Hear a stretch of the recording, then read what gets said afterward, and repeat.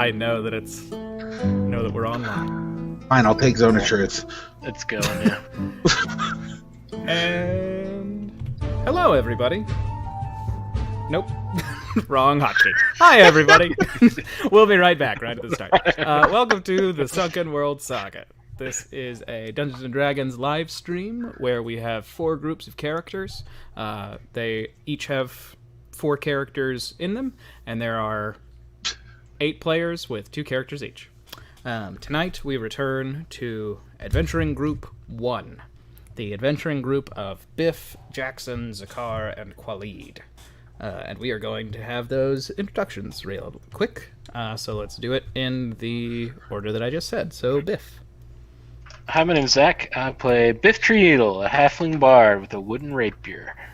And after Biff, we have Jackson. I'm Nathaniel Potts Wells, and I'm playing Jackson Pars, the human wizard. And after Jackson, we have Zakar. Hey, I'm Aaron, and I'm playing Zakar, the human ranger. And finally, we have Khalid.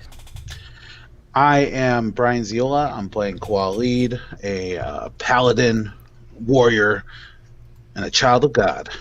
And I am Ben. I am your dungeon master, and I wanted to have the introductions be in the order of the of the thumbnail, but then I realized that I had your names organized in Roll20 by alphabetical order. So that little faux pas that I did out of the way, to catch everybody up to speed, Adventuring Group 1 is currently, just for the moment, in the area of Wolharn, the world that they're in, called the Jade Kingdoms, specifically in the Shuhan Empire. But they intend to travel through the trade lands to make it through Zeshan, which they are right across the river from, right down here. And they are going to go back to Ursumer, or one of them's going back, Zakar, who is from Ursumer and has been told that there is a war a-coming. This group has killed a giant with the help of a group of legionnaires from the west, and has just in our last session, with the help of a wizard named Yu Yan, stolen the egg of a dragon. And that is where we are going to pick up, with you all exiting the dragon's cave. Yu Yan carries the egg, and a few of you carry new items that you've just acquired, or some old items that you have learned a bit more about. And there we are. Let's begin. Alright, Ben, how long are these gloves on me? Like, if I were to put them on my halfling arms. When you put on your white gloves, they shrink to fit you. Oh, so they're not like long evening wear gloves? I mean, they are like that. They are like evening wear gloves, but they aren't like floppy. They like so shrink down to fit you. My arm. Okay. Cool. And do the bracers require attunement, Ben? The bracers do, yes. Okay. Yeah. Yeah, I'll need to attune myself with these before I really put them to use. Just wanted to check out, see what the look would be. Yuyan, where are we taking this egg? Oh, well, I really thought that it would just be me going forward. My plan is to go over to the Hallandor Empire. I was gonna visit with my old teacher, Cladrius, and see about if he might be able to help me incubate this little thing quick. You all were heading north, so I just figured that this would be about where we parted ways. I was thinking, and she fishes I'd hate to see you go. into a pocket, and she kind of smiles over at you, Jackson. She fishes into a pocket and pulls out 10 platinum. I managed to pick this up inside without waking up the old beast. I thought this might be appropriate for you all helping me. Oh, well, thank you. That was a little closer than I was expecting it to be, I think, but it's a kind gift. Should definitely buy me a new pair of pants, which I'll be needing. Yeah, I mean, thing is that we definitely don't want to be here when it wakes up.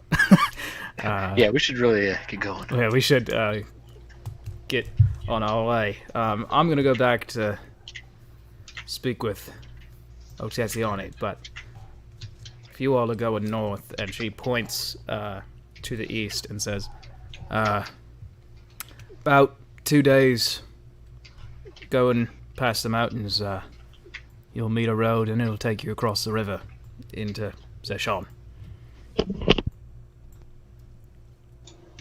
Excellent. Yeah, sounds good. And Would I be allowed to take a look at this egg before you leave? of course. And she And what does it look like again? so it is like the size of, it's like bigger than a basketball. It like it's big enough that she has to hold it in both of her hands in order to support it. It is shaped like a chicken's egg, but it looks like it is hard on the outside, like it would be incredibly hard to break. And it is sort of this. It looks kind of like a blue topaz, is kind of what it looks like an Arizona topaz. And she hands it out. She hands it over to you, and it's heavy. It's like 40 pounds. And does it have any kind of a magical glow or anything like that to it? No.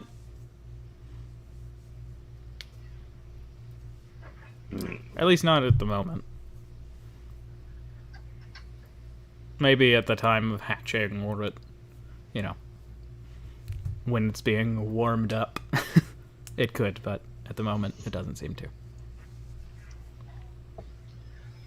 When you hold it, you do feel like energy.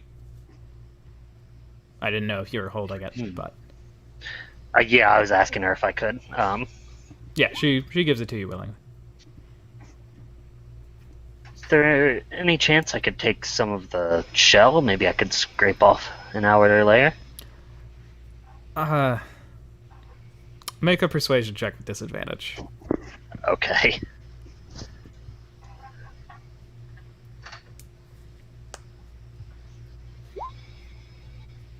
Six. No, sorry, Jackson. I don't want to risk the little fella inside. Pity, I could have possibly found some use for it. And I'm gonna hand it back to her. Listen.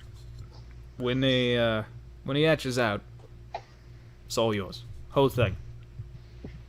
She smiles at you, and then she takes what looks like a pebble out of the same bag that she brought the platinum.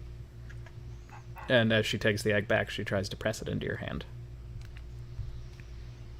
Okay. I let her put it in my hand and I look at it.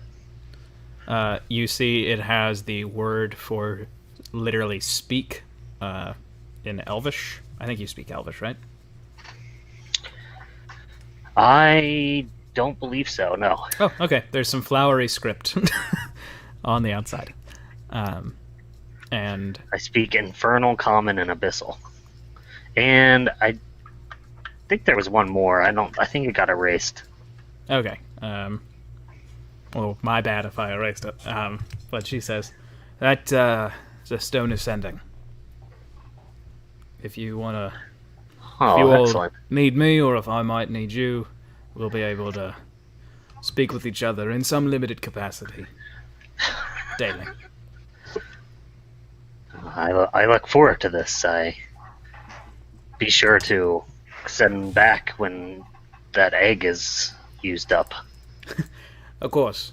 And if my master's pretty good at teleportation, maybe I could have you popped over right quick. Don't send any dick That's pics on that even thing. more Jack. interesting. Well, it can't send illusions or anything, so that's no worry of that, Biff. Yeah, but he could send like 8 == D. That's true. I suppose he would. I would just be confused because that might overdo the number of letters depending on the number of equal signs. Listen, I'm gonna. It was. It's definitely she's gonna be getting some you up, girl. I assumed she would when I decided she would give it to Jackson. She smiles at each of you, and there's like a warmth there. And she. Thank you for saving my life all those times. Oh, just nothing. You all saved me, and you all helped me get this, so I appreciate that. If you all are ever in need of something that'll terrify me as much as I'm sure walking into a dragon's den terrified all of you, Don't worry, I'll be sure to use this, and I hold up the pebble whenever I feel a need. All right. And if you ever need me, just become fully indoctrined into my religion and my belief system, and then ask your new god, and he'll find me. All right. And if you need help finding his god, I can tell you where to find him. He doesn't know where my god is. All right. And she walks over to you, Biff, and she takes out one of the little bottles of rum. Yeah, I was gonna do the same thing. And she holds it out to you to toast, basically. Okay, yeah, I'll drink with her. Yeah, and she just gives it a quick clink and then takes it off, downs about half of it, and then puts the top back on and gives you all another quick smile. And then she just sort of turns and, hugging the egg to her chest with her other hand, gives you all a lazy, over-the-shoulder wave without looking back. And she returns to the tree line. It's a shame she's going to my religion's hell. Well, at least I'll have a friend. You won't have time for friends, but yes, you'll both be there. What do you say? Want to start heading east, try to catch this road north? Khalid, I have to ask, other than yourself, is there anyone that your god is not planning to send to hell? I mean, Zakar will go to the middle place. Oh, thanks. Oh, Is there's there- a middle place. Yeah. Isn't this the middle place? No. Well, where is this? This is 6 days. Is that 3/4? That's 3/4. It's 3/4 there. To the top? Okay, yeah, 3/4 to the top, not a quarter.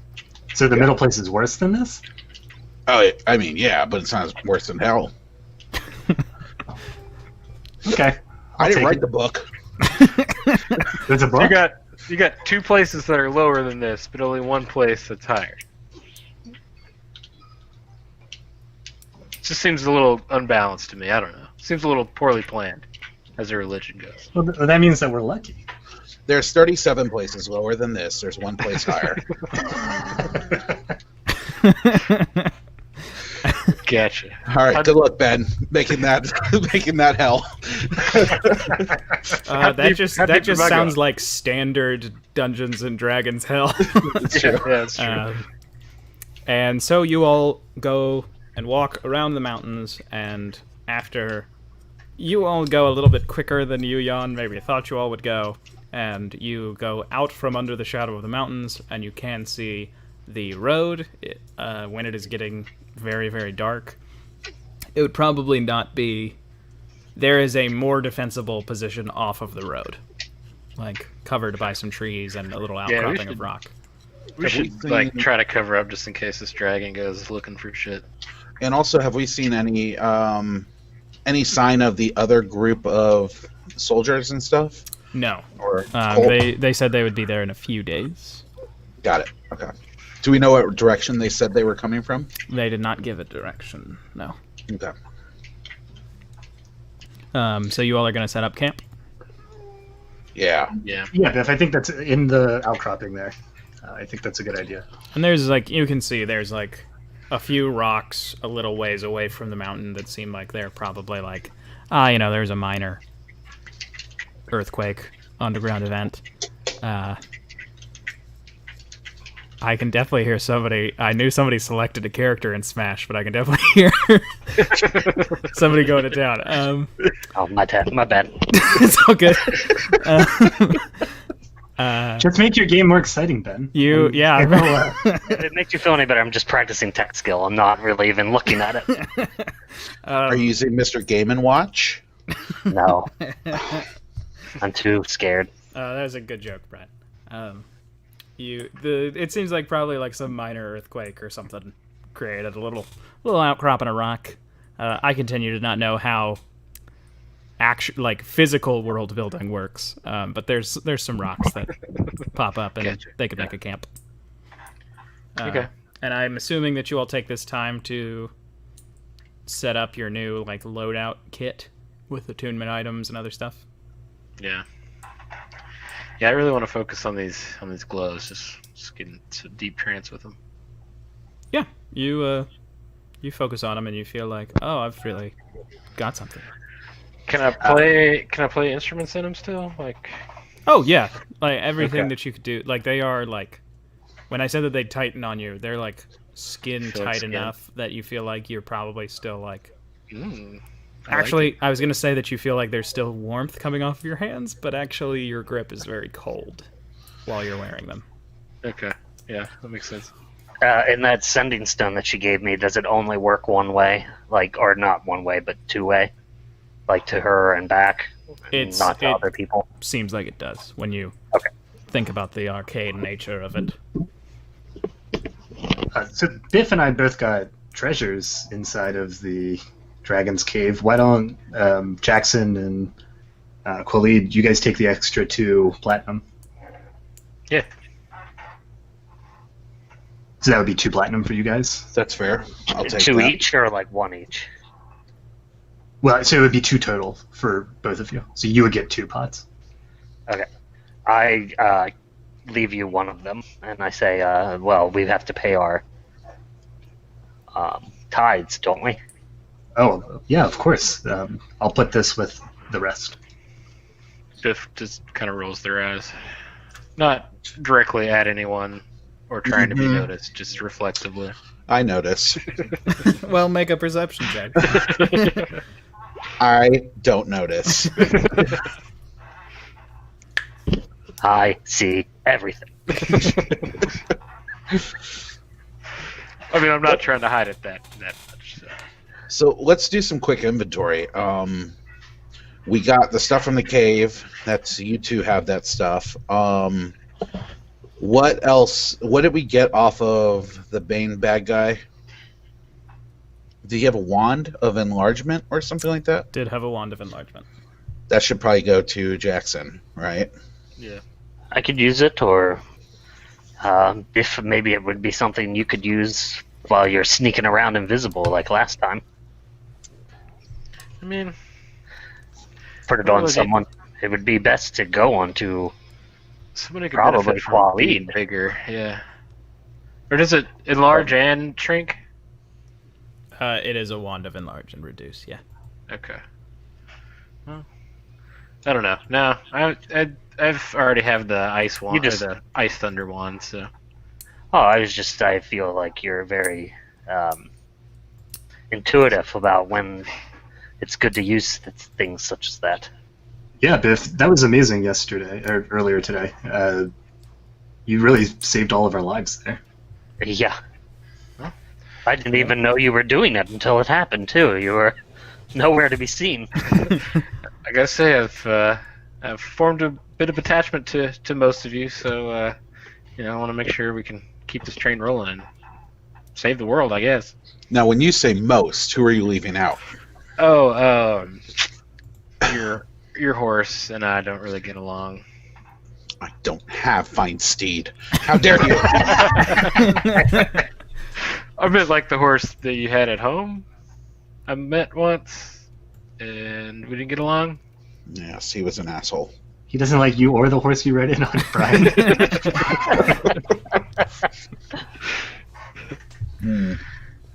Nah, I'm just kidding, buddy. I like you too. I mean, I'm a people person. You're a funny guy. Thank you. The main tenet of my religion is to never be happy or fun. Well, sure, but that in and of itself is kind of funny. If you think about it. I don't think that's a joke that I can think about. Sorry, I don't mean to tempt you. But I like you too. You've grown on me. Like assist.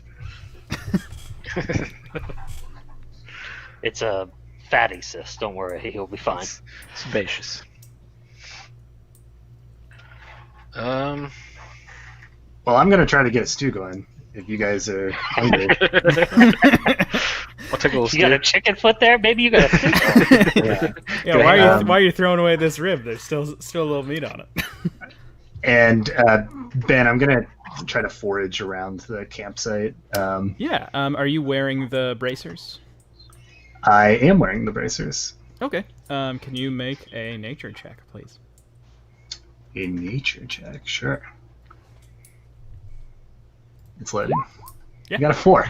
Okay. Well, you find a few herbs that you think would probably be good in a stew. Sure. In like a fast stew, because it's nighttime. And you also find there's 3 little mushrooms. And at first you think, oh, those might taste good. And then you realize, almost without even thinking it, you say, oh no, I can't eat those. And you realize that thought didn't really come from you. It came from some knowledge that is inside of your head now. And you feel like you have a better understanding of, like, what is safe and what is more specifically sinister in nature. Like, you can tell a little bit more about poison than you could have before. Okay. Yeah, so I'll put those aside, and I won't take them, but I'll gather as much as the herbs as I can. Can I set up some, like, traps for some, like, small game, too? Yeah, like maybe not even for tonight, but I'll check them in the morning. There's a couple of, like prairie dog holes you might be able to... Delicious. In this mountain meeting forest area, there's prairie dogs. Okay. And yeah, you could set up something to catch them. All right. Yeah, so I'll set those up and check them in the morning, and then I'll bring back the herbs. And it probably won't be too hearty, but we'll put some of these rations in, and I found some herbs. Don't eat any mushrooms around here, by the way. They're not good.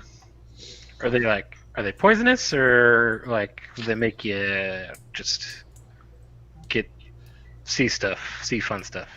Well, I would have brought them back if they were the second kind. Oh, okay. But yeah, they're poisonous. I mean, they might also make you see stuff, but not for long. I don't think it'll be worth it. I'll still consider it for a second. Yeah. I've got some rations I can throw in.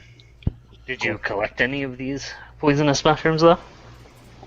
Well, I guess I gathered a couple of them, and then when I realized that they could kill us, I left them probably about 30 feet that way. They're probably all still there in a pile, unless the prairie dog got into it or something. I'm gonna go look for them. Yeah, you find 3 mushrooms. They're brown with a little white ring on the top. Okay. The stew is fine. Is there anything else that you all want to do kit-wise? No. I did get a saw from someone. I can't remember who. Someone had a saw. I want to try to like play around with that and figure out how to play it. I think that was from the first town we were in. It was the merchants that you all helped build the cart for. That's right. Oh yeah, that's right. So yeah, I have a bow because I have a viol as well, so I kind of want to. Yeah, you grease it up, see if I can get some music going on it. You spend some time. Make a performance check to see how quickly you learn it. And then since that is a charisma-based thing. Did you put on the amulet? Yes. Okay, so you have put on the amulet of the trickster. So you all noticed, and you kind of like it's been kind of like a slow build ever since he put on that amulet while you all were walking, or they, sorry. That Biff's a little more likable. Like, it's a little bit harder to not, smile when Biff says something a little snide. A little cuter. Yeah, a little cuter. Even when you roll your eyes at me, I just can't stay mad at you. Ain't I a stinker? And you have learned this saw pretty well, and you all of you, I think, are really jamming to that saw. And I don't think that outside of Jackson, you all have ever heard, like Khalid and Zakar, I don't think you've ever heard anybody play a saw before.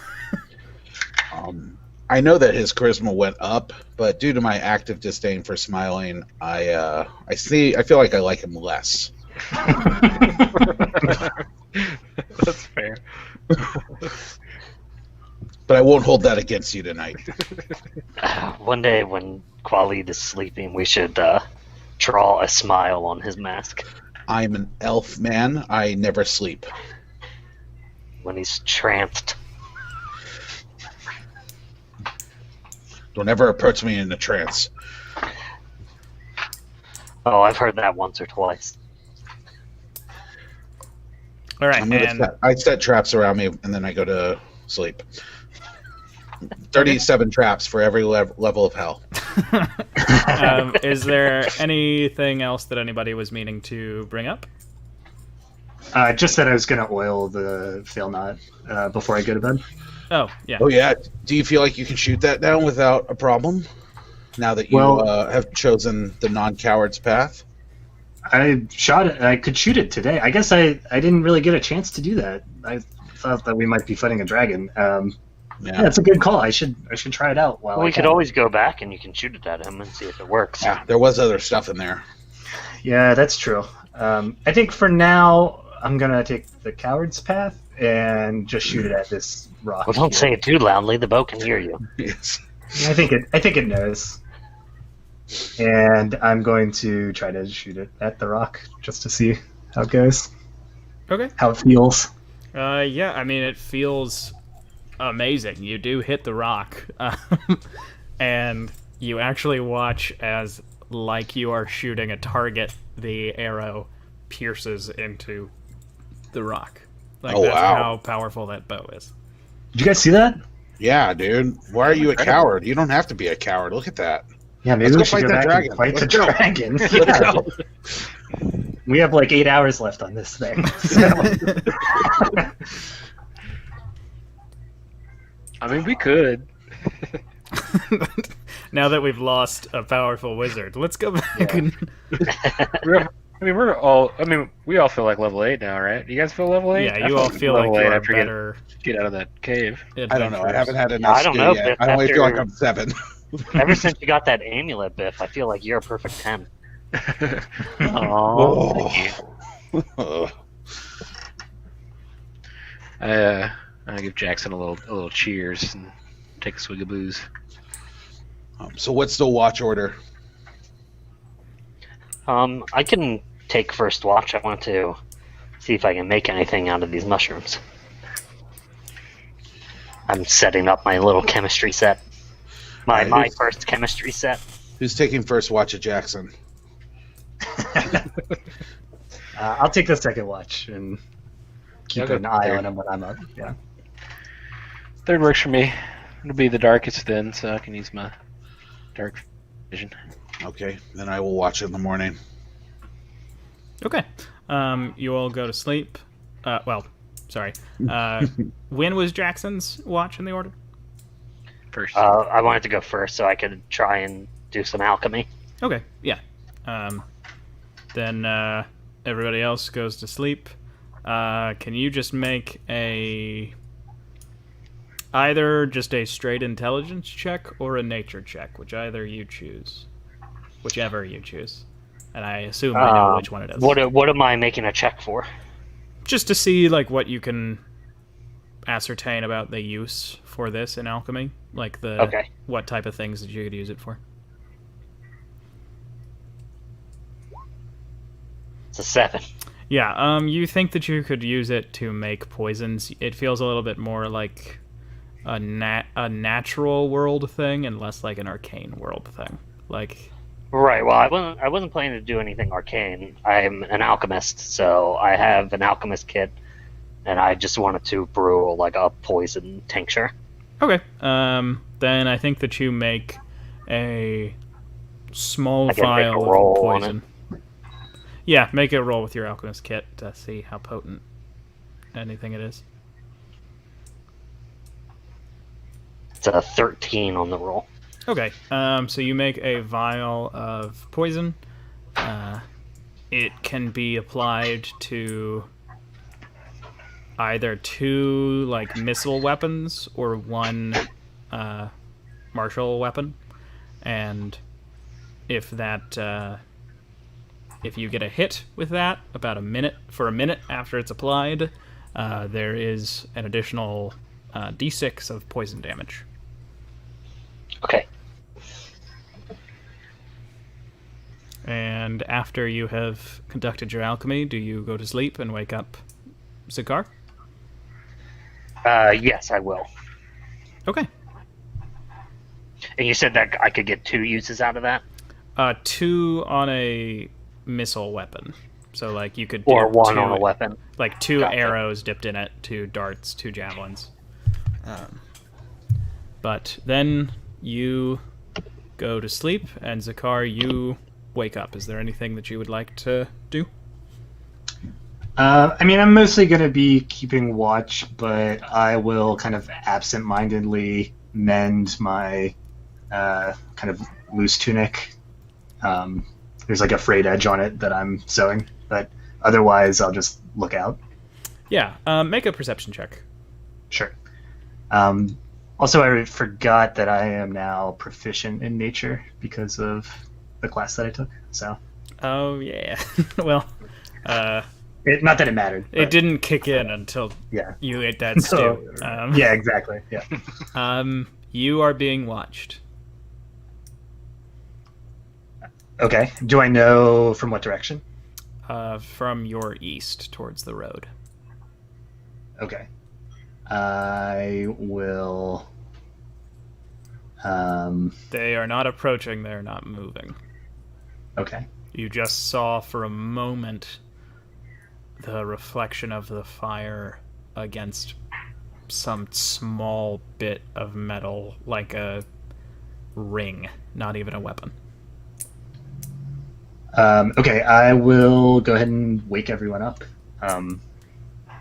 And I'll say, there's something by the road.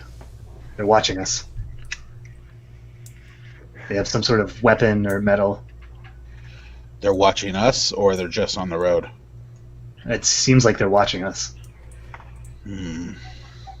Should I go try to see what's up? I can go invisible, maybe sneak around behind them and question them at rapier point. Are we rested or no? You are not rested. I think the only person... Okay, I don't know if it has... hey, Biff, with dark vision, can you make a perception check? Yeah. I don't think any of us used anything. 18. No, you all are... I mean, you are post-long rest. You all did not have an encounter or anything. Biff, okay. Like, this will be another long rest. I just meant, like, you feel tired. Yeah. Biff, gotcha. You see everywhere that Zakar's human eyes would be able to see. There's nothing. It's that way, Biff. And when you look to where he is indicating, nothing. Yeah, buddy, I'm not seeing anything. You sure you didn't eat any of those mushrooms? I look at Jackson. did I eat any of those mushrooms, Jackson? No, I didn't give you any. He does sleep chew. It would be very easy to feed to him while he sleeps. If only he had a mask that kept things from going into his mouth. You're too focused on my mask. Stop it. Oh, I'm focused on more than your mask. Oh, I don't like this. I'm sure I saw something over there, Biff. Perhaps I could send our little friend here over to look. And I pull out my little scarab beetle. That's a good idea. I'd like to also do a divine sense. Okay. You do not feel anything from your divine sense. There is no... Well, he does feel the celestial of my familiar. You do feel the celestial nature of Jackson's familiar. But you do not feel any like source of great evil or malice around you. Okay. You do have like a sensation of like, hey, there's a dragon. Like, you know, a day behind you. Sure. Yeah, I would probably do primeval awareness too. So that's aberrations, celestials, dragons, elementals, fae, fiends, or undead. Right. A lot of those which are a different Not thing in this yeah, world. right. Yeah, you don't pick up on anything either. And if you send your celestial beetle, who bears the mark of Asnar, over to the road, Jackson, you don't find anything. And you see my eyes are rolled back. I'm looking through the eyes of the beetle as I walk it over there. Make a perception check. Okay. With the beetle's stats or with your stats, whichever of those works for Find Familiar. Shoot, I need to pull up the freaking spider. I mean, use the I spider can go ahead and tell you, unless it's pretty high. My description is going to be not very satisfying. Yeah, it doesn't have a plus anyway, so Okay. just give me the description. Sure. It doesn't look like anybody has walked on this particular road like all day. Like, there is dust settled onto the cobble mixed with old slab stone that makes up this road. I don't think there's actually anyone there. Perhaps it was a bird or something? No, there's metal. I'm sure of it. Are you feeling unwell? I feel fine. Does anyone have heat metal? I don't like to think about heat metal. What about that spell that you cast that revealed things, Biff? What if it's invisible like you were? Yeah, perhaps Fairy Fire would work. See, I'll cast it as a 20-foot cube within 60 feet. So yeah, I'll cast. Am I within 60 feet of that area where you saw the glint? You're not quite next to it. You all are more like, 100 feet, 120. Alright, so yeah, I'll kind of like sneak up 40 feet. I'll go with them. Cast it in that area. Sure. Yeah, you all get up there and you can cast it. No living creatures in there have to make a save. Okay. I mean, Well, you see, like, there are some bugs. You see Jackson's beetle. Can I convince anybody else to waste their resources on this before we give up? well, we're resting, so we can just really pump all our shit out here.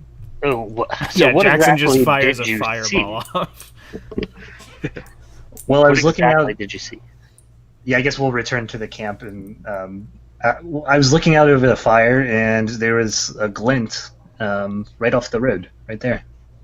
It was metal. I'm sure.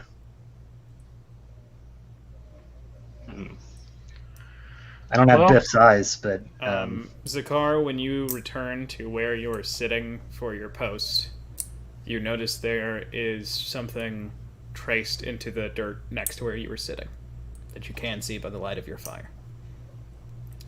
Okay. I'll look at it. Yeah. Yeah. It is an arm, like a traced arm holding a skull. The symbol for the Koshantrian arm of death, one of the principal tenets that Ashula Mazdan, your god, represents.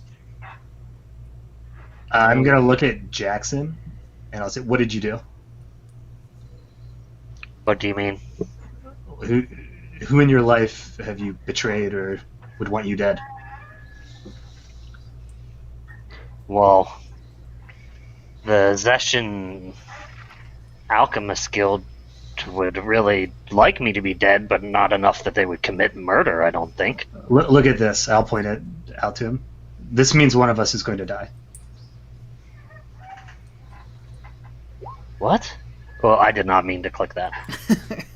I am not casting grease on it. You just say, no, it's not, and you cover it with grease. Let me lube that baby up. At this point, Jackson just, anytime he feels attacked, he just throws out grease. He inks himself. It's pocket sand, but it's grease. These are assassins. They're here to kill one of us. What? I have nothing to do with this. I don't want. And they're here right now. That's the only way that could appear. Alright, I'm gonna cast Fairy Fire again around us. I'm trying to see if Jackson is lying to me. Okay. I mean, with 22, I can go ahead and tell you that Jackson is not lying. Khalid, what about you? Did you attack someone on the road? Is that someone powerful that I've only hire an protected assassin? people on the road. Biff, you do not feel like there is anybody within 20-foot cube centered on yourself. Okay. Well, I can set up a little room of protection for us. That won't help. They can find us anywhere. I'm setting up on casting Tiny Hut as a ritual. So it's going to take 11 minutes. What's the symbol look like? It is a arm, sort of bending at the elbow and holding a skull.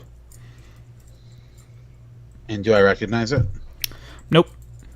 I mean, unless have your caravan trips ever taken you into Ursumer? No. Then you do not recognize it. If you have probably seen temples for Koshantrianism, the religion that this is a part of, but it has never been for this aspect. It has always been like maybe coin in like a trade city, maybe war for like a bunch of like a foreign legion type deal, but never this one.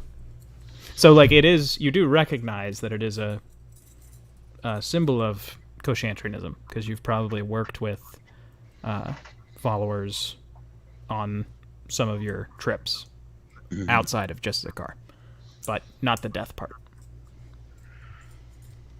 So what do you advise here, Zakar? What should we do? Well,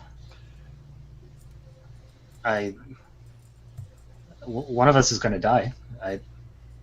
I'm sorry. I don't know what to tell you. Maybe the best thing to do now is to split up, and then we won't all die at least. Yes, I think that's a good idea. And we all leave. Yeah, we all go in All right, different direction. all right. I guess session 20.2. Let's make your characters. Because Aaron rolled an 18.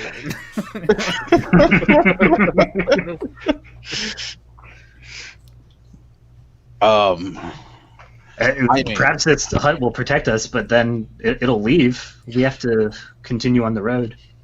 And there's nothing else that could have made this symbol. No, maybe no one's trying to punk us or something. Well, that would be a horrible trick if that was the case. This is not a laughing matter. I won't die until my god wills it, so I am not afraid of this. I do not think this means anything to me. I'm not too worried about it either. I'll take a big swig of booze. Yes, Biff can only die at my hands.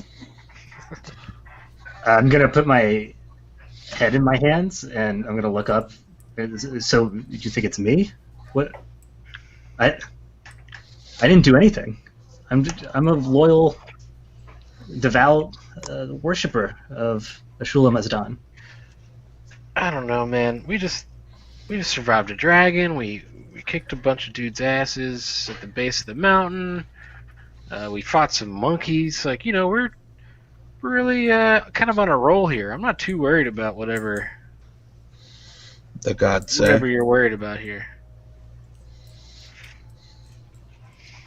It's like we've proven ourselves time and time again.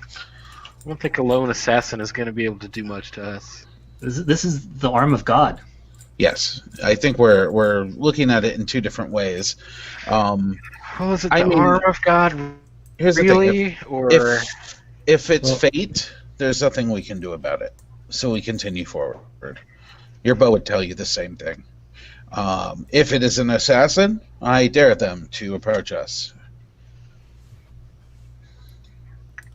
yeah, you hear that? We dare you to approach us. I dared them, but yes. Well, if it's not for me, I won't fight them.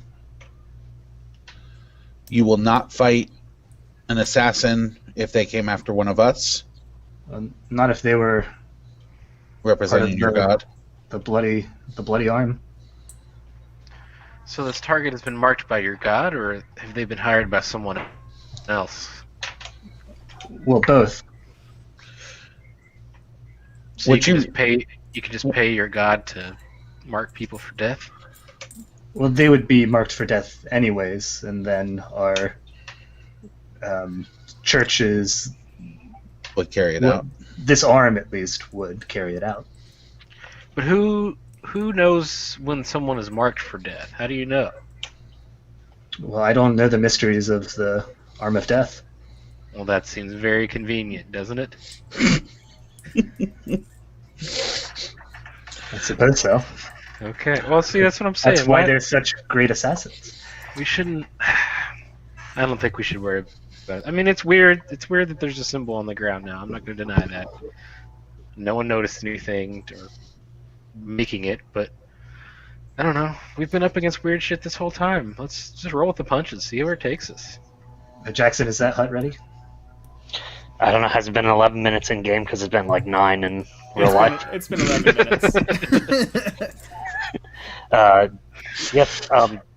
You all can pass through, but we can't bring like other random items in. Nobody else can come in. They can't, and no magic can get in.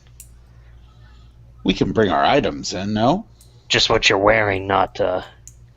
You can't like drag your tent or a log in.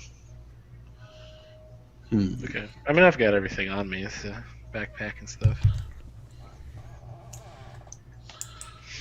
And then before I go into the hut, Ben, I'm gonna say like long set of prayers over the symbol in the sand. Sure. Have the rest of you entered the hut? I have not. I will stay outside with Zakar and pray quietly with him. Okay. Yeah, I'll go in. Biff and Jackson, you all are inside of the hut, and as you are looking down at the symbol, Zakar, you see it slowly morph. And when you look at it, I think that you realize that it's not actually drawn in the sand, it is an illusion. It's been placed there. You see that it morphs, and it is no longer holding the skull. It is an open arm that seems to be in sort of a come hither motion instead of a holding something motion.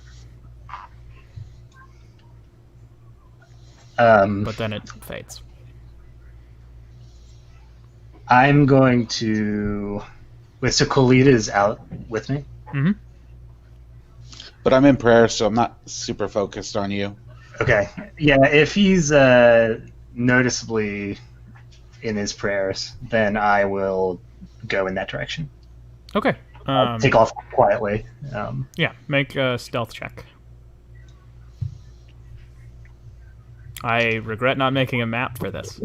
Ooh, that's a good spell check. Yeah, you 20. Walk away and nobody seems to notice it, and you walk about like 50 feet away from the light of the fire, and without noticing it, your passive perception is pretty high, but not high enough.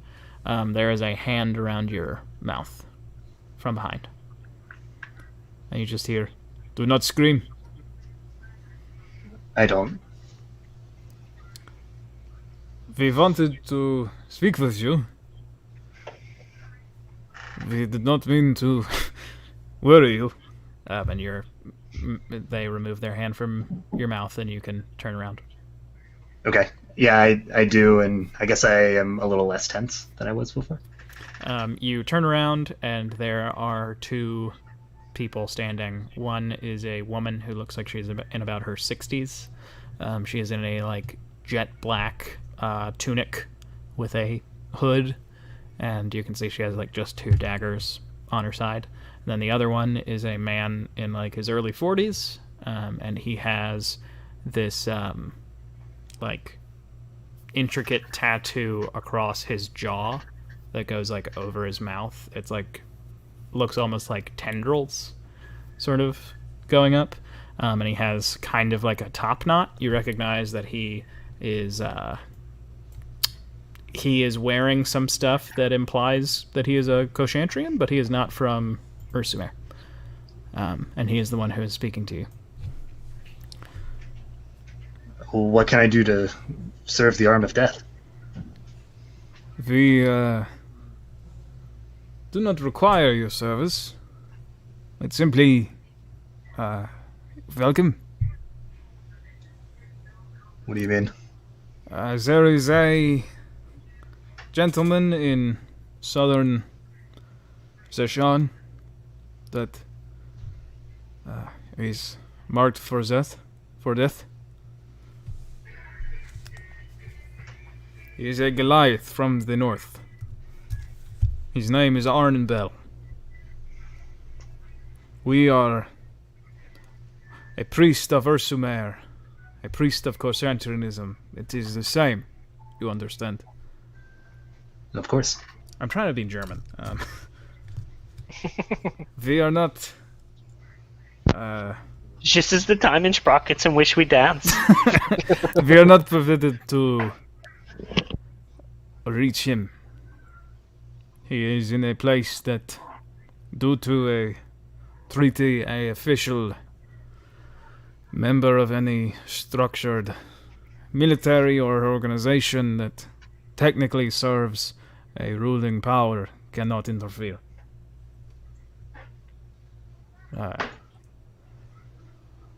If you were able to kill him, you are the closest, at least that we know of, Koshantrian.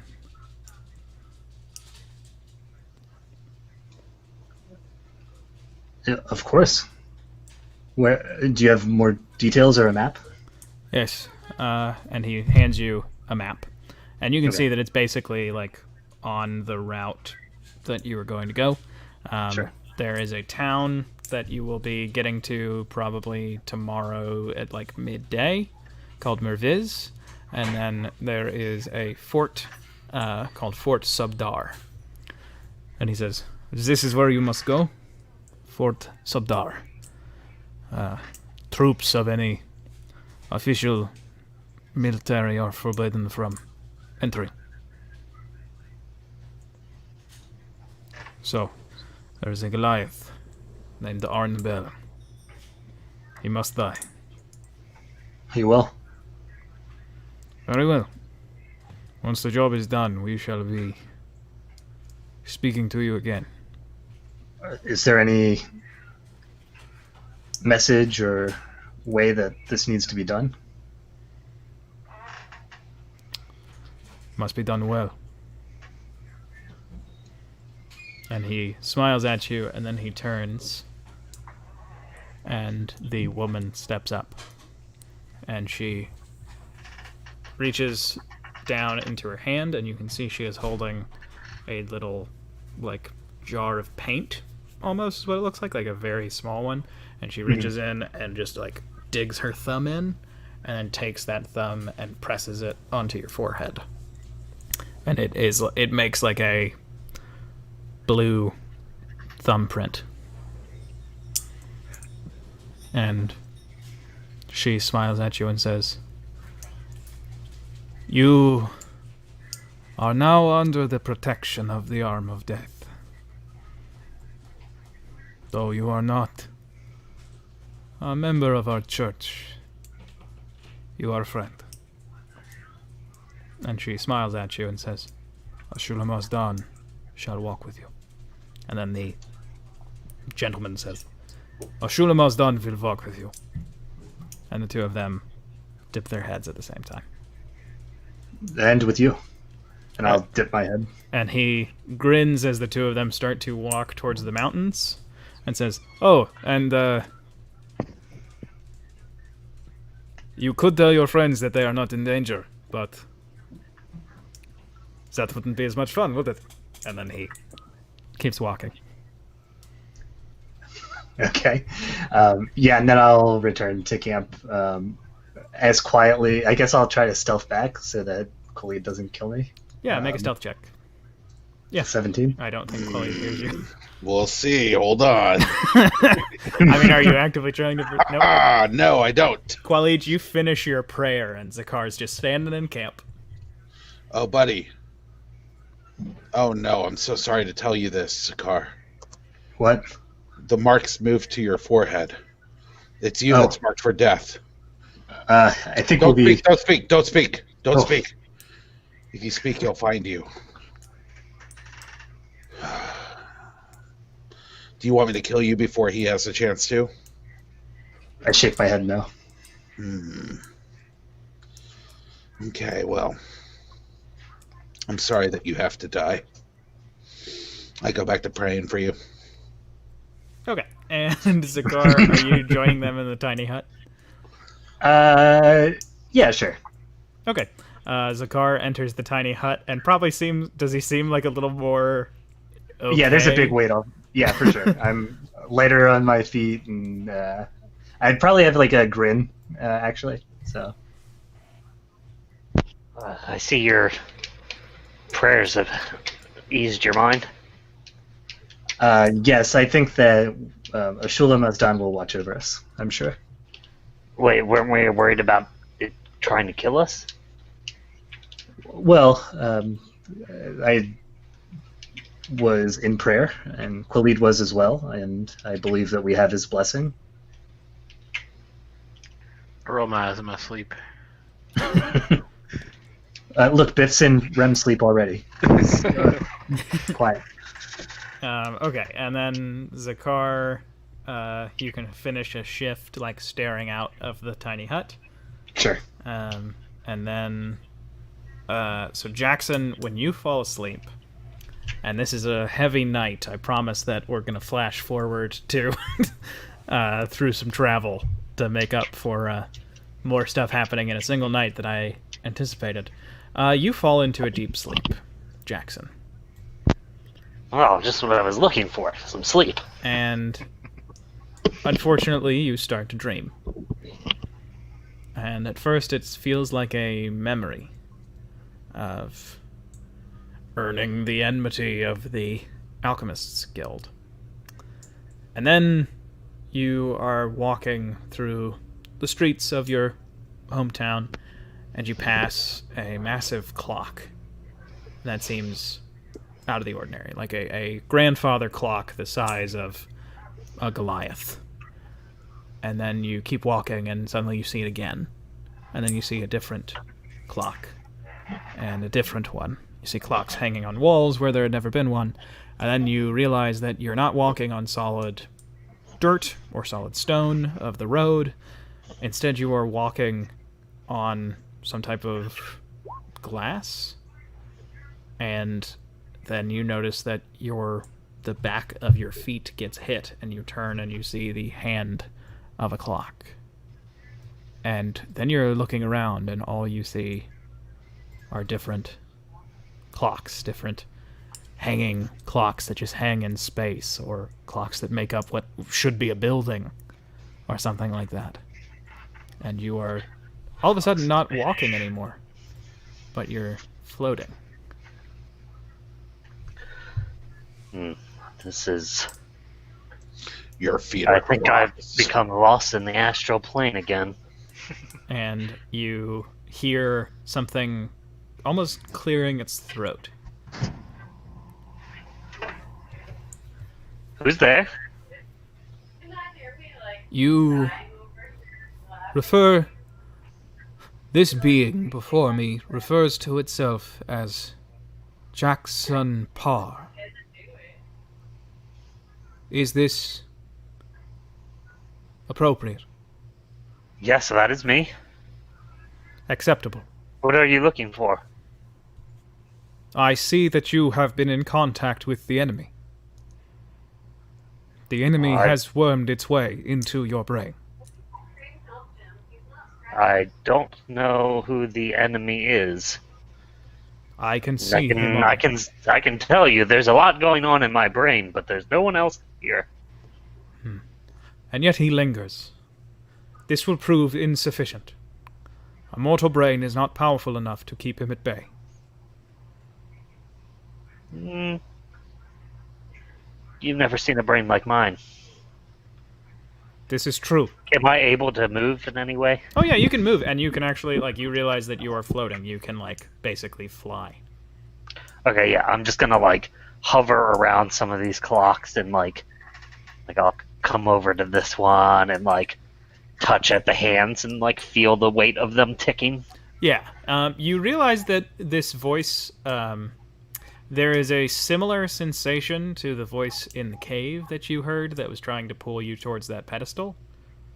But it does seem like it is physically forming words, and it's almost like it's difficult for it to conceive of speech. You feel that in the way that it speaks. I have a question for you if you don't mind answering some. A question may be answered. Who are you? That is a difficult what question to are you? answer, Jackson Parr. Well, could I ask what you are? I am being. Are you... I am the pedestal upon which your reality rests. I am that which holds back void which seeks to devour you. That is the enemy. That is what tried to worm its way within your brain. I don't know what to say to that. I promise you nothing is in my brain He is except there. my own thoughts. He Well, is there. perhaps you, because I can't see you right now and you're speaking to me with no mouth. Would you prefer that I show myself in a certain form? Yes, I would really love that. I shall be as comforting as I can. And, right in front of you... Oh no, did I forget to upload it? Oh no. Well, basically a large, very, very nice, pocket watch appears in front of you. I'll put another one of these bad boys in. All right. Well, Does it speak Spanish? It does not. Are there those that worship you on my world? There are not. The nature of my existence is not the same as your gods. Your gods are a creation of those who came before. And is there something that you're looking for from me? You say that there's something has wormed itself into my brain. Indeed. If the Are void you- seeks to Could find... you tell me more about what it is? The void, you say? Yes. And how did it get there? The void saw you. Saw that you do, as you say, have an impressive mind. I believe Well, I that cannot deny that. he has latched on to you, seeking through you to find a way to subvert me, Interesting. to get around So, me. would you say this is... You say it's your enemy. Is it your opposite? Yes. Void existed. Then I came into being, as without being there could be no void. Nothing cannot exist in the absence of something. Is there something I could help you with, then? Is that what you're seeking? Yes. I must make you not a vessel of the enemy, but a vessel of myself. Well, I can't say that I would choose sides in this matter. What I can say is if this void is attached to me, perhaps you can attach yourself to me as well. And insufficient. You all can... If the influence of the void exists within your mind, you are susceptible to failure. Failure is such a minor thing. Some say within one failure there's a multitude of successes inside of it. I have long struggled to understand the mortal mind. I see that I will find no answers in you. Please. Well, I could show you answers to a lot of things. I would like to see these answers. But to do that, I must have time. I must continue to be as I am now. There's plenty of time around us right now. I have found that is the easiest way to explain what I am to mortals. You are the first mortal that I have spoken to in 2 realities. Oh, I am quite honored, but I can't say that... I think you've chosen correctly, I'll say that. I hope that I have many accomplishments, and And what exactly would you ask of me, though? I ask only that you allow me to rid you of the influence of the void.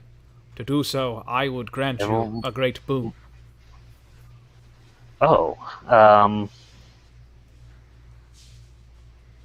If you would like to I don't assist me in the maintaining of this reality, that would be possible.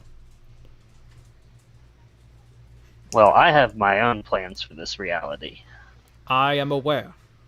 I do not believe in taking the free will away from mortal beings. I enjoy observing your kind. It gives me something to do as I struggle to keep the void away.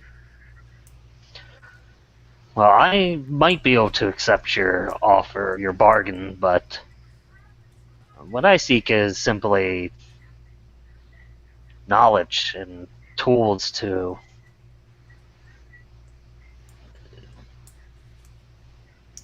that would help me to complete tasks that I look to do.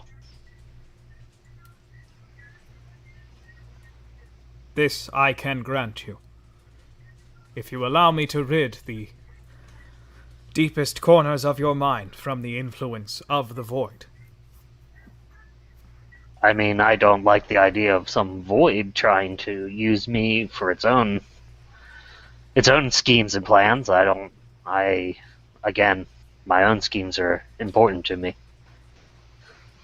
This I understand. Your schemes will only come to fruition if this reality continues to exist. I can agree to that. The void seeks to end this reality. What would I have to do for you to rid the void out of my mind, you say? You will not replace it, will you? I will replace it, but I will not influence your actions, Jackson Parr. Actions, Jackson? Okay. Baby, you've got a stew going. Oh, boy. Sorry. You're not going to, when you say you won't influence me, you mean both through controlling me somehow, and then also through convincing me, will you? I won't have to hear you talk in my ear every time I go to take a step. If you would prefer that I never contact you again, Jackson Parr, this is acceptable. Well, I mean, look, I'm perfectly happy to talk with and learn things alongside of the essence of being. I just wish not to be lectured. I shall not speak on subjects you do not wish to hear. Jackson Parr. Well, this is a deal I think I'm willing to make. You can scrub the void if you wish. I find you sufficient, Jackson Parr. And you feel all of a sudden... That's what she said. That's what I've always wanted to hear from just literally anyone. I find you Thanks, sufficient. Dad. Can I call you Dad? Jackson, I'm going to send this to you after the session. Okay. And don't feel like you have to make any choices while we're playing, because you're a level 8 wizard. You're already powerful enough. You now have the Pact of the Tome with Being. Tome. You now have an additional 2nd level spell slot. Whoa. And you have a feature that I haven't come up with a name yet, because all the ones that I can think of either sound too cheesy or not cool enough. I'm going back and forth. But if you drop to 0 hit points, you can give up your 2 lowest spell slots that you have at that time, and instead only take half damage of the thing that was going to drop you. Okay. So if you only had 1 first level spell slot left and then all of your 2nd levels, you would get rid of your 1st level and your one of those 2nd levels.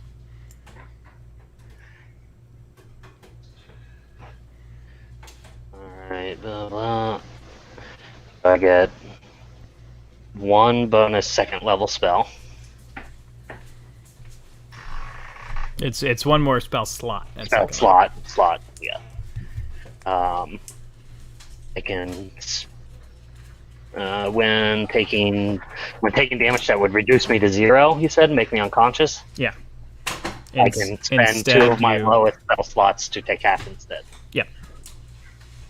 But it is only the damage that would drop you. So if you have 2 attacks on you, it would only be the 2nd one that gets halved.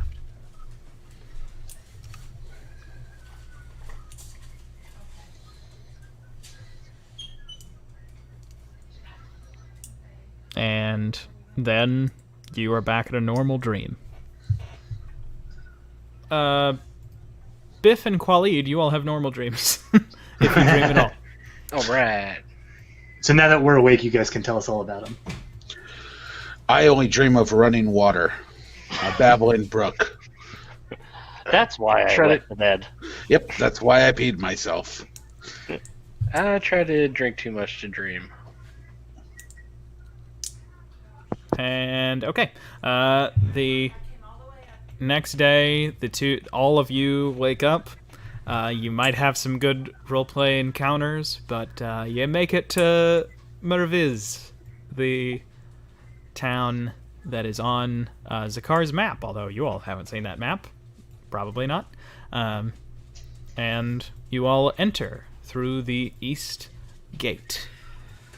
Has Zakar told us of his mission, or is he to keep that secret?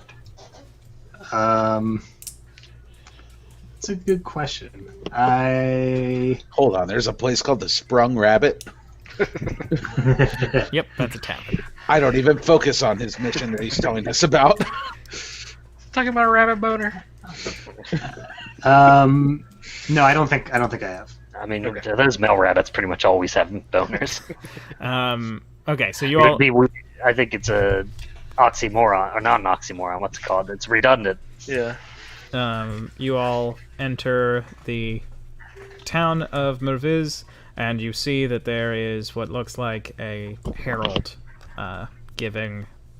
about to start a quick reading of a message to the town.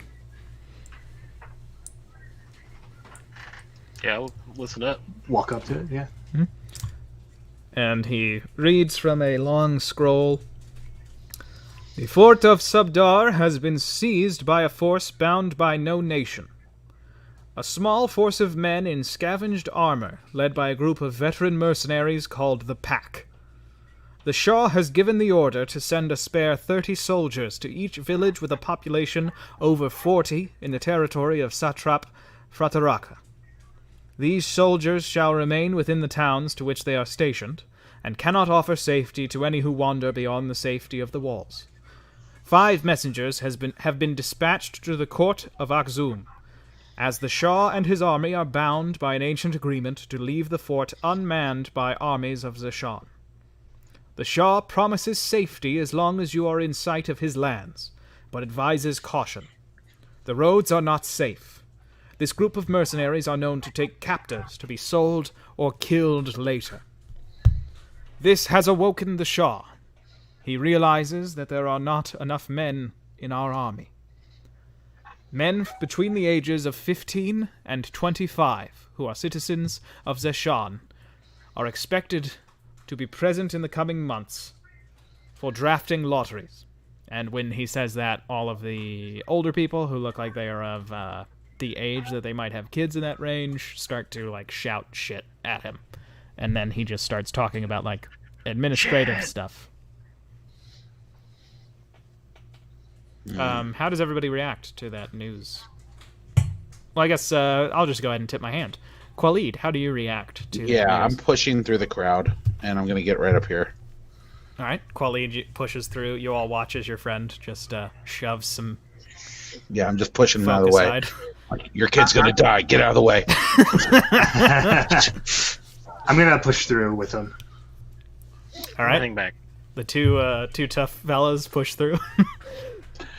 Where are these people you mentioned? Where are they now? They are in Fort Subdar, to the How west. far is that from here? It is, you could get there in a few... And before he answers, the gentleman just behind you says, I swear that knight was trying to get people to go with him. And then he says, you could get there in a What's few your name? hours. What is your name right now? Who do you ask that to? The person that just said something about a knight. He says, Amir? Amir. Where's this knight you speak of? The tavern, and he points at it. The Sprung Rabbit? Yes. All right. You're a good person, Amir. I turn back to the person on the stage thing. Yeah. And I'm going to say, give us 4 of your horses now. We will kill these men. Now! That is ill-advised. Now! I am not permitted to give the Shah's resources out. I am simply a herald, sir. And he laughs, but then people, like somebody behind you shouts, but you're authorized to call for our sons to go die! And then they all start shouting at him again. Yeah, what he said. Also the 4 horses. Go get your goddamn Shaw and bring him out here. I mean, really, for me, just like Big Dog or Small Pony would be all right. Biff and Jackson, you all know that the Shah is not somebody who likes to be told where to be. So when you hear your friend Khalid say that, Yeah, we're gonna push up through the crowd. Be like, hey, let's take a step Boy, back. it would be very embarrassing to know that, man. but it does not seem like you are going to be given horses. All right, well, you're just a stupid herald anyway. You have no abilities. Hey, let's... Going to the Sprung Rabbit. All right, do you all follow your friend? Yeah, I apologize to the Herald for my... I was very nice to Amir. Don't apologize to him. Apologize to the Herald. The Herald, whose name consequently is Harold. Herald, yeah. Oh, God. You all enter the Sprung Rabbit Inn. If you zoom in, you can see where the knight is. He's at the table right near the front. He is sitting by himself. He has I'm still a drink. going to yell out when I walk in, where's the knight? The bartender, who you see is a man from Shuhan, comes over and points at the man in full armor. Like he is... There is no skin being shown by his The suit. one with the messenger bag? Is that who you're pointing at? No, he points at this fella over here. Okay. I thought that the night didn't come until 9 p.m. at this season. Just making a joke to try and deflect. And I'm going to go see if they'll give me a glass of wine. Yeah, I'm gonna go to the bar as well. Try to get a drink. Yes, please, of course, here's some wine. It's 1 silver, and, for you. You got any, like, house cocktails or anything? What's your special here? Yes, well, we do have it's a blend of sorts. It's a little bit of, milk that has been heated but now cooled, and then... Okay, you're losing me. Alright, and then it's a little bit of port and wine mixed together. And milk, huh? Yes. But it's been cooled again. Oh, great. Nothing like good cold red wine and milk. Yeah, I'll give it a go. Why not? Yeah, and he It's actually an interesting combination. makes it for you, and it's actually a drink that was enjoyed before tea or coffee were brought to Europe. I'm sure it was. And he Those idiots. gives it to you. Excuse me, how sir. much is it? I'll speak after they order their drinks.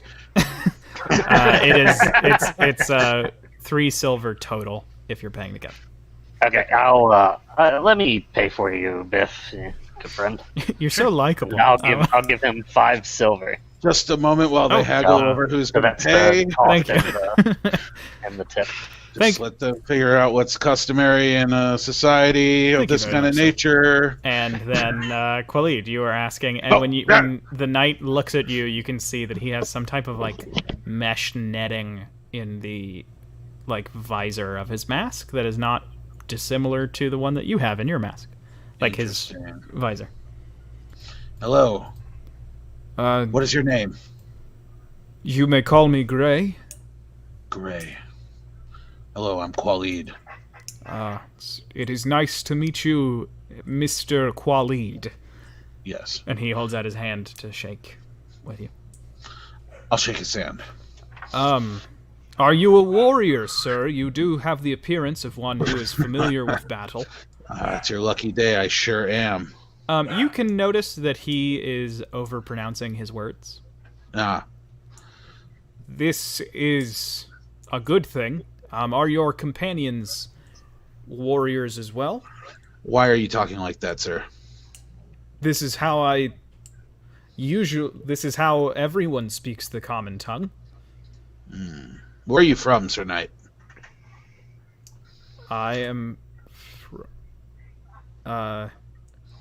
Desiro. And when he says that, you know that it is pronounced Dasiro. Interesting. I heard you were gathering people for a trip.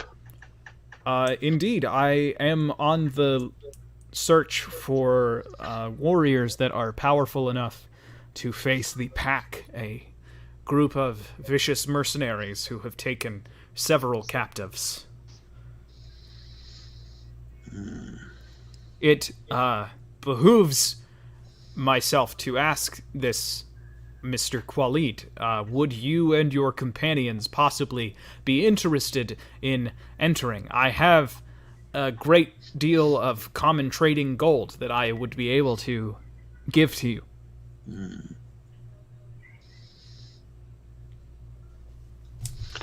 Yes, I think that would be of interest to us. Oh, that is very pleasant. I have... What was your name again? You may call me Gray. Gray. With an E or an A? An A. I think this knight is just 3 kids stacked up in a suit of armor. I do too. I do too. Hey, Zakar. Yeah. Would you like to meet this man? His name is Gray. With an A. An A. Nice to meet you, Gray. I'm Zakar. Mr. Zakar, it is a pleasure to meet you now. When do you want to head to the fort? I would prefer to conduct a small matter of business when the sun sets and then head that way.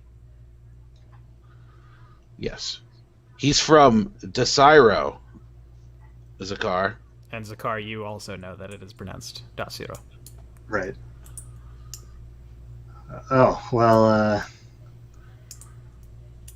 Men from Dasiro are no friends of Urisamer. I do not hold my countrymen's wager. I simply wish to free those captured by the vile men of the pack, and the men who they now have working for them. And with your assistance, I believe that this is possible. As I have told your friend, Qualid, I do have a great deal of common trading gold that I could possibly help pay any expenses that you have with. Well, of course, I think Quilid has some business at the fort anyways, or at least that's what it sounded like up there, Quilid. No, What was it? no, I'm just looking for work. Okay. Well, even so, I think that we could all use some gold on the way. So, yes, tonight. I'm sure our companions will agree. Biff? Hey, Jackson? what's going on? This is Gray with an A. He wants us to take that fort that Quilid was mad about. He's from Desiro. And Biff, you know that it is pronounced Docero. Oh, Desiro. I spent a week there one night. Uh-huh. And he wants us to go to this fort? Yes, I believe that the people inside must be freed. What's his body language like right now?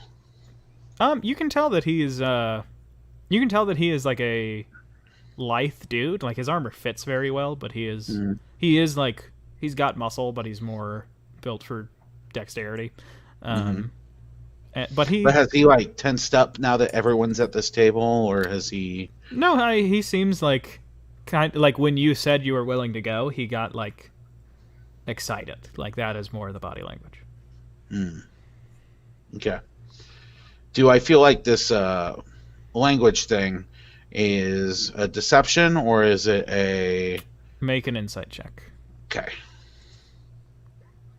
Well, that's not good. And then I would say, as a lore bard, I think Biff would also be able to make an insight check. Good. That's better. Yeah, he is covering up an accent. And it is not an accent of, oh, he speaks a, like, different language for other purposes, because, like, almost everywhere it is basically a requirement, even for humans, to be able to speak the common trading language and then one other language like Dwarven or Elven. It seems like he is covering up an accent that comes from a completely different dialect of Common. I see. Hey, Gray, buddy, what part of Desiro did you say you're from? I am from the northern part of Desiro. Oh, okay. So, I don't want to just start making up names into your world.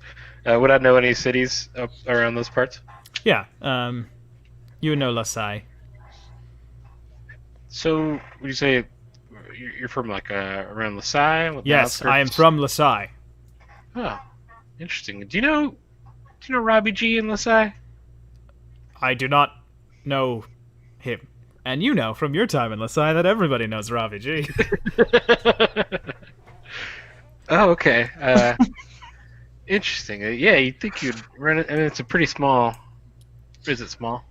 What's it like? It's a major city, but Okay. Oh, okay. Ravi G's just that kind of guy, you know. It's got that small town feel to it, or Yeah. I feel like everyone knows everyone. Yeah, Kinda he's like just a little- small town boy born and raised in South Detroit. Born and raised in Lasai.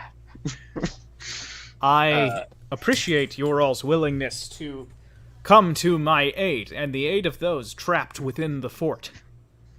I hope that the sun sets soon and that we might be able to set out. What are they trapped by exactly? A group of vile mercenaries. The Pack, they are called, and they have hired a group of other mercenaries of some renown. I would not go in there. Woo!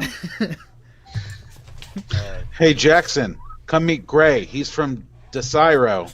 And Jackson, you know that it's Dasuro. Nice to meet you, Gray.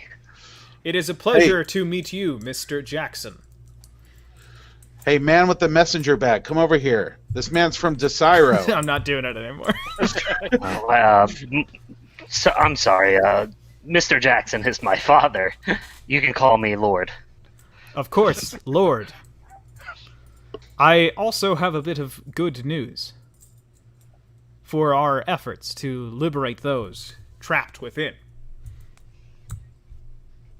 I have been granted the privilege of giving my life, if need be.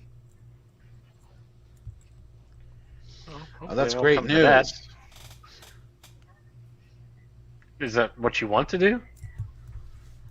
I would prefer to liberate the prisoners, but without my own death. But if it is impossible, I am more than willing to give my life.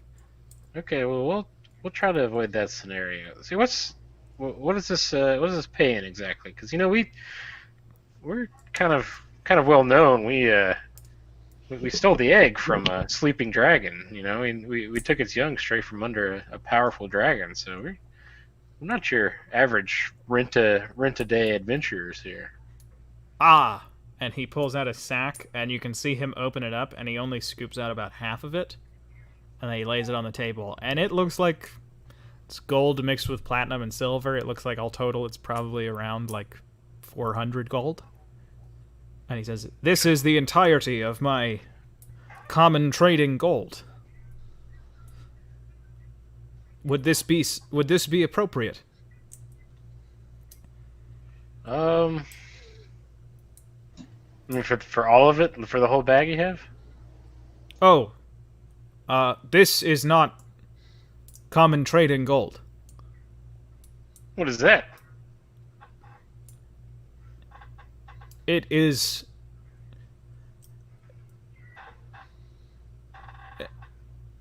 I cannot say. That was both him trying to think of what to say and me trying to think of what would this guy think is an acceptable thing to say. What do you guys think? You guys think 400's all right?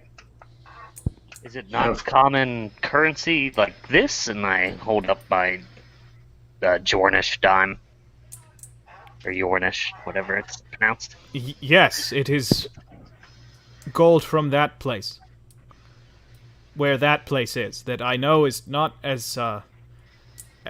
acceptable, and you all know that it is acceptable. Yeah, I think that seems like a fair price, and of course we'll be doing some good while we're there, killing some horrible people and saving some good ones, hopefully. Is there any way I can try to kind of like sneak a glance into the bag to see if I can see anything, or is he got it closed tight? He doesn't have it closed. Make a perception check, I guess. 20. It is coin. It is not of a nation that you have ever seen before. Does it look like the coin I got off of the Judicator? No. Like, it is gold, but it looks like it was made with completely different practices than normal gold. As a lore bard, that is interesting to me. But I'm not going to say anything. I'm just going to kind of note it. And if you all don't have any more questions for Gray, if you do, I'm willing to answer them, but we could take a break, get back at 7:40, and go ahead and skip to nighttime when your buddy Gray is planning to go and do some business and then head to the fort. Yeah, okay. Question before we go. When you say it looks like it's made in a different fashion, is it made kind of like the mystical alchemy that changes components to other things? No, it looks like it was physically made, but just with different minting practices. Oh, okay. All right, I'm good. I'm ready for break then. 10 minutes before we do meet up with Gray, I'm going to find Steve. That's right, I took it. Well, we already don't get along, so... And I will Phantom Steed. All right. But mine's forever. Yours is only an hour. That's true. All right, and we go on break. All right. Now we should be on the good thing? Are we on it? Oh, look at that, Ben. Yeah, right. Yeah, we're on it. Hey, and there's a little bit of music. There's a little bit of music with it. This man's is not sketchy at all. This man is just a nice fella. You can tell by his slow cadence that he's got nothing up his sleeve.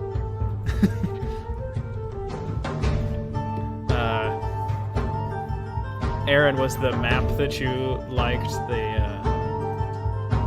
one with all the clocks? Oh, he might have left. Might just be me. I'm here right now, but I'm about to walk away. Oh, right now. All right.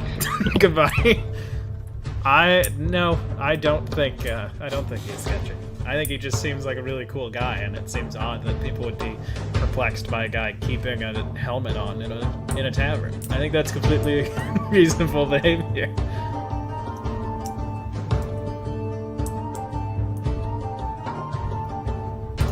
Well, we should have a little bit of music going, so I think that's pretty cool.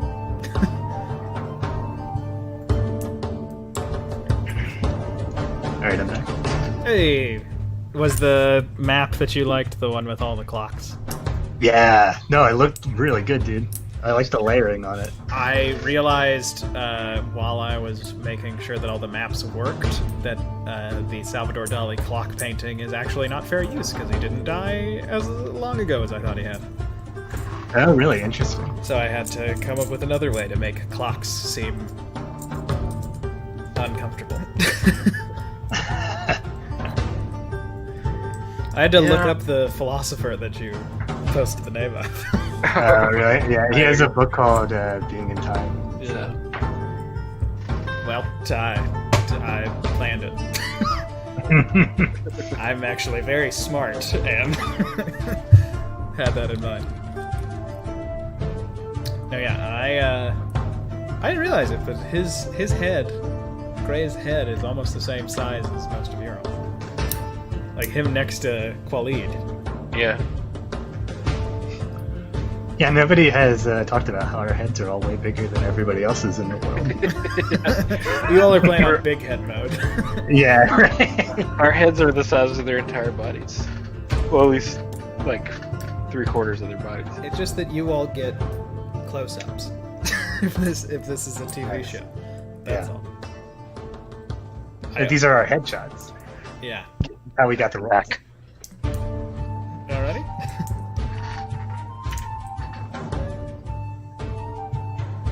Do you all believe you know what's up?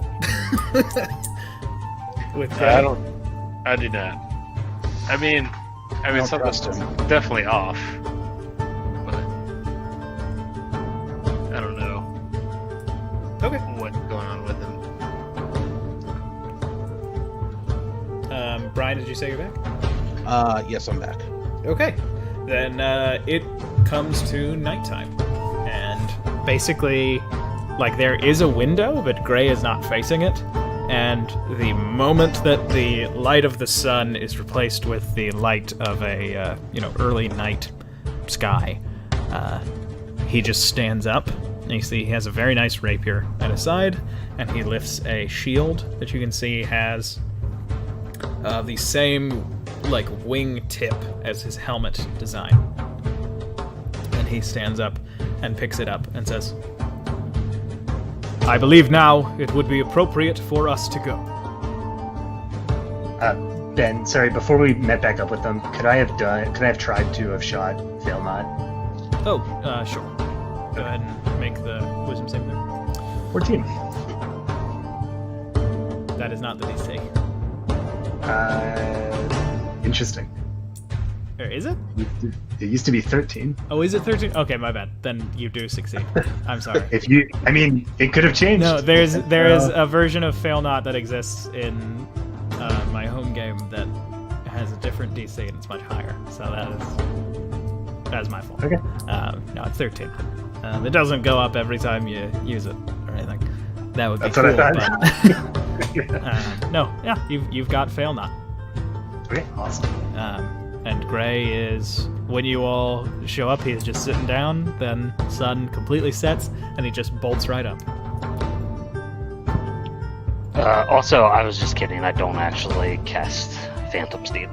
Okay, no worries. Shall we go now? I am going to try to acquire poultices. Okay, Yeah, let's go. you lead the way, bud. There is a woman who lives outside of the village, I have been told about. Her name is Old Miriam. Doesn't seem very nice.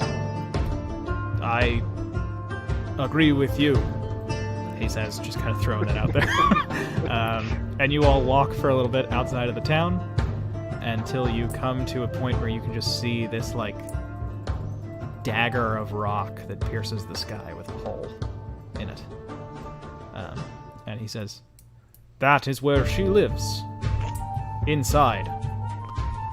Follow me, and we shall get something to aid us in our fight against these vile, vile men. Before we head in there, Yes. are we going to confront this person for the thing that you're looking for? I wish to free those who are kept hostage.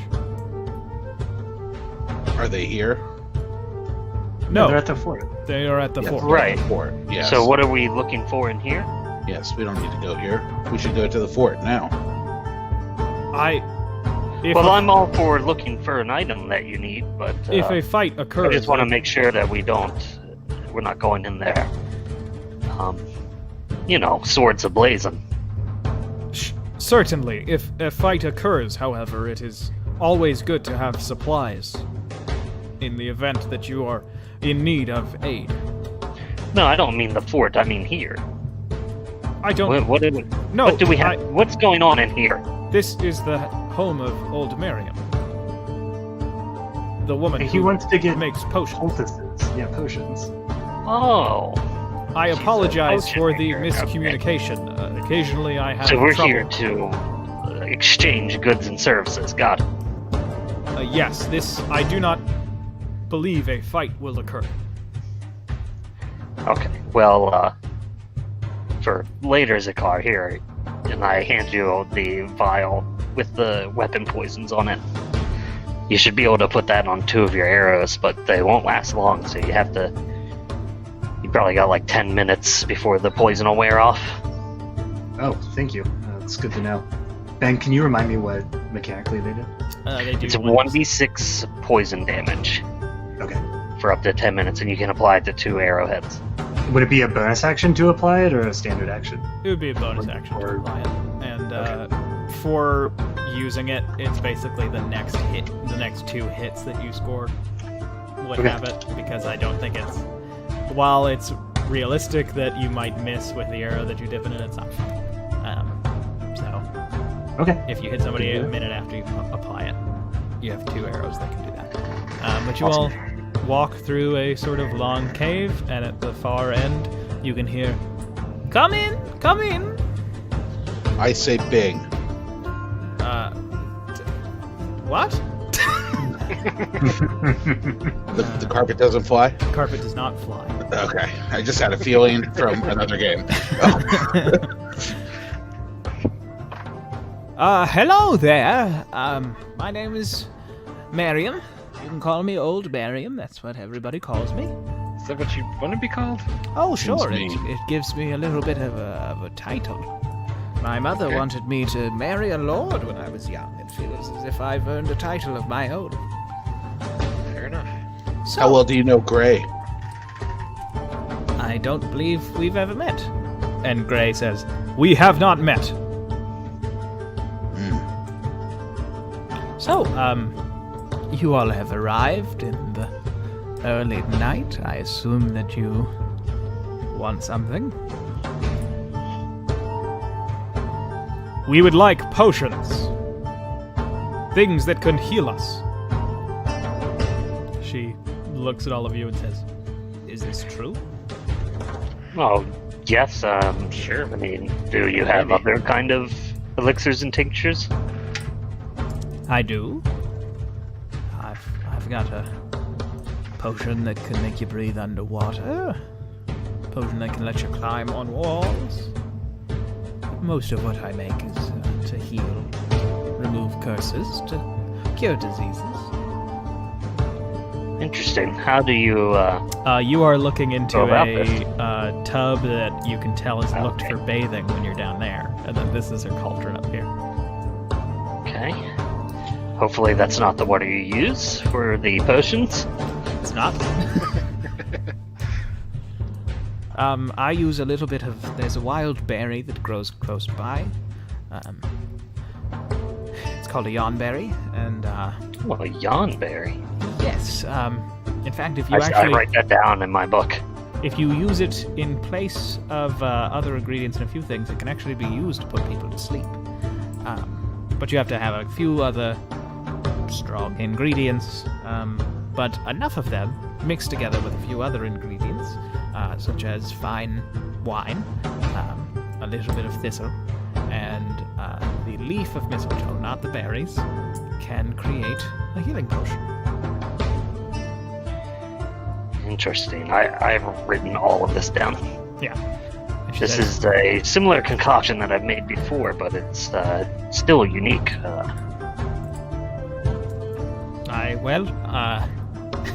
That's certainly good to hear. That my recipe's not too far off.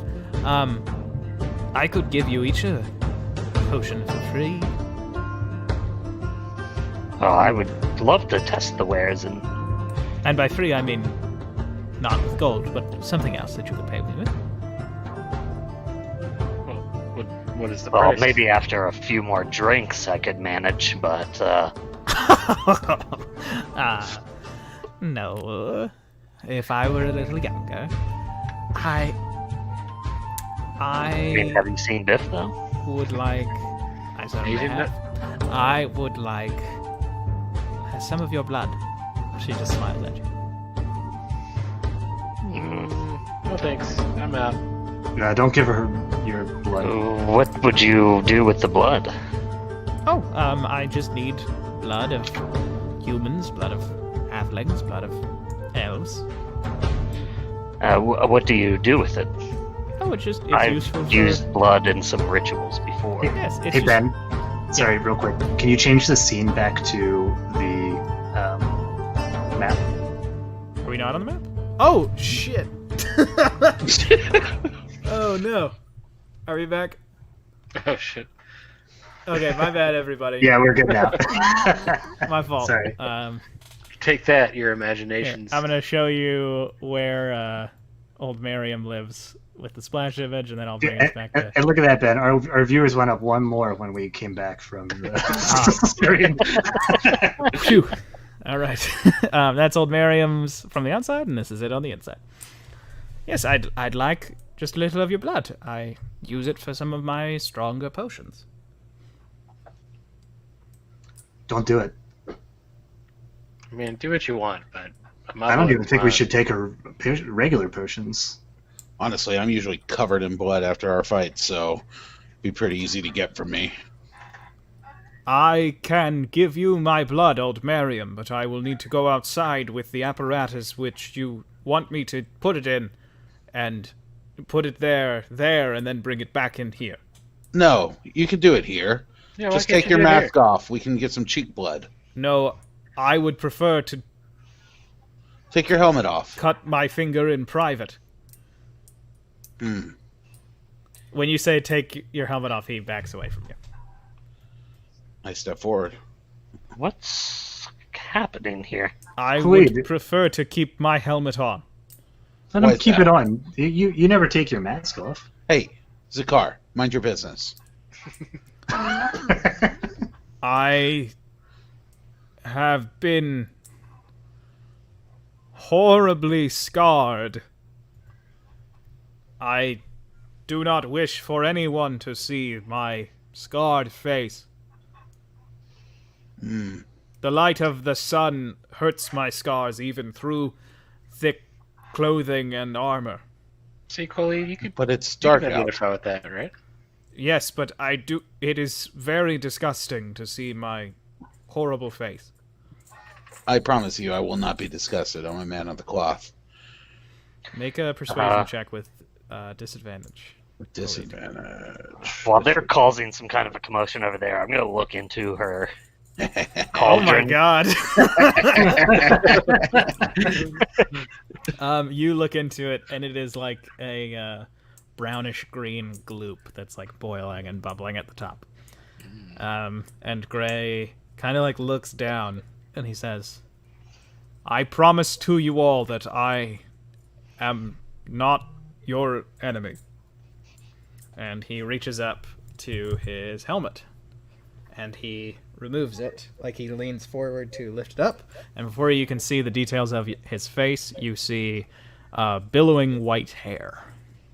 And then he straightens up, and you can see that he has skin the color of ink, and he has features that are not unlike the elves that live in sort of northeastern Hallandor. Whereas they have blonde hair and blue eyes and thin features, he has the same. It's just, stark white hair, inky colored skin, and his eyes are instead just a single piece of white, both of them. Is he cute? He is ridiculously good looking. Like, Alright, he is a pretty boy to the max. He is not horribly scarred. My disposition changes immediately. I'm much more welcoming and warming towards him now. Have any of us ever seen someone that looks similar to this? No, but you know what he is. You know that he is a drow. I said, no way. Are you... Is this an illusion? No, it isn't. If it is, keep it up. Do you mind if I speak in my normal voice now? Oh, actually, that's much, much better. Of course. I cannot do a Welsh accent. That's what he sounds like. Just make it unintelligible. And that's a Welsh accent. Yeah. I mean, it's basically that he is speaking your language. It just sounds so far off. I mean, that's actually less attractive, but no, sorry, Welsh people. I am from the below. I think they understand. I am from the below. Why have you come up? No one is permitted to be in the above, except for,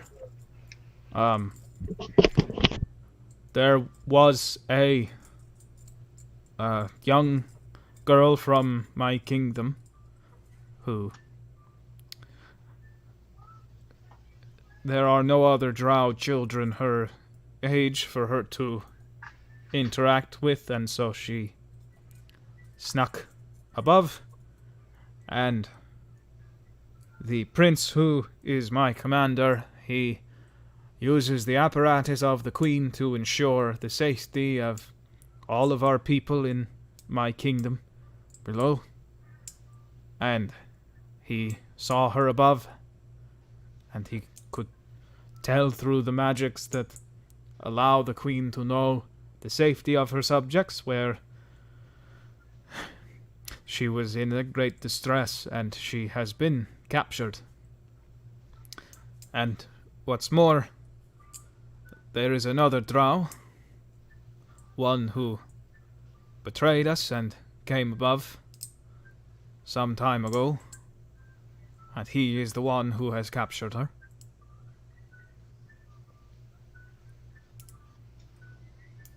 What is the old woman's reaction to this? She's just stirring that cauldron. When she said elf, she was kind of looking towards where him and Quillied were standing. Okay.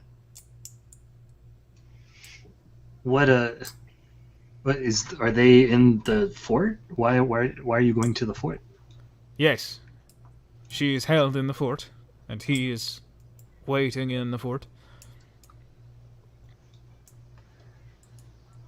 Well, it's an honor to fight next to a drow. We sing of Hunverda still. he smiles. Is he lying? He has not told a lie since he took the helmet off. Okay.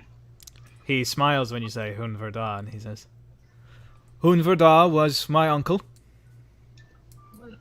I'm just like, my jaw drops when he says that. What do you mean?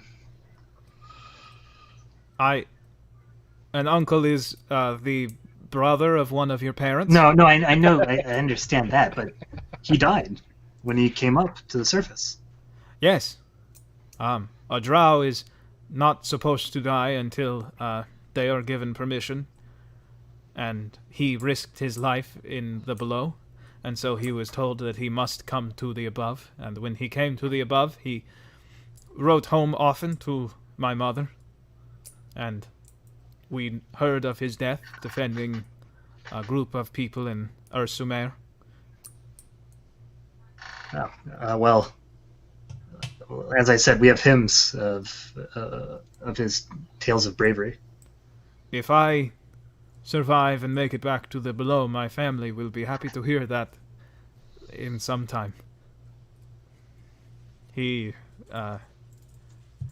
was very kind to me when I was a little boy, but that is the only time that I can remember him. He's watching you as you move around him, Biff. I'm just checking him out. Yeah, I mean, he's a gorgeous man. Yeah, I'm trying to get every angle of him. Yeah, they're all good. So, now that you know, and he takes off his gloved, gauntleted hand, and he walks forward and offers his hand to be cut. And Miriam goes, "Oh, wonderful!" And she gets a little jar and cuts it, and you see that his blood has a sort of shine to it as it drips into the jar. And then she says, "Thank you," and she corks it, and she goes over to this little cabinet, and she takes a sort of violet red, it's like a mason jar, but with a cork in it, and brings it over to him. Hands it to him. I move over to Zakar, and I whisper, this man can't be trusted. Of course he can. No. He's a drow. Yes. Yes. Agreed. Okay, I'll take out my knife and prick my finger with it and let her get some blood. Yeah, she kind of, without asking, just kind of squeezes at your finger to make a little bit more come out. Yep. And then she says, "Well, thank you very much." And she goes back and brings you a pretty much identical looking potion. It's a regular healing potion, 2d4 plus 2. Oh, that's our blood for this? Mm-hmm. And blood is a very powerful thing. I Oh, it is. That's why would hope that we would get more than just a single potion for it. Make a persuasion check.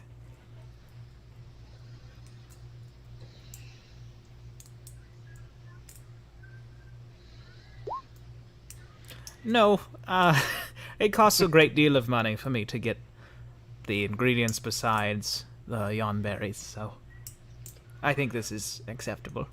Would anyone else like to take a healing potion for the price of a little bit of their blood? I don't want a healing potion, but do you have any drugs I can pay money for? Oh, of course. And she goes over and she gets some mushrooms that instead of the white ring, she comes back and she has some that have a violet ring. The same brown as the ones that Zakar found and Jackson has, but these are with a purple ring on top. Yeah, how much for a quarter? Oh, call that 8 gold.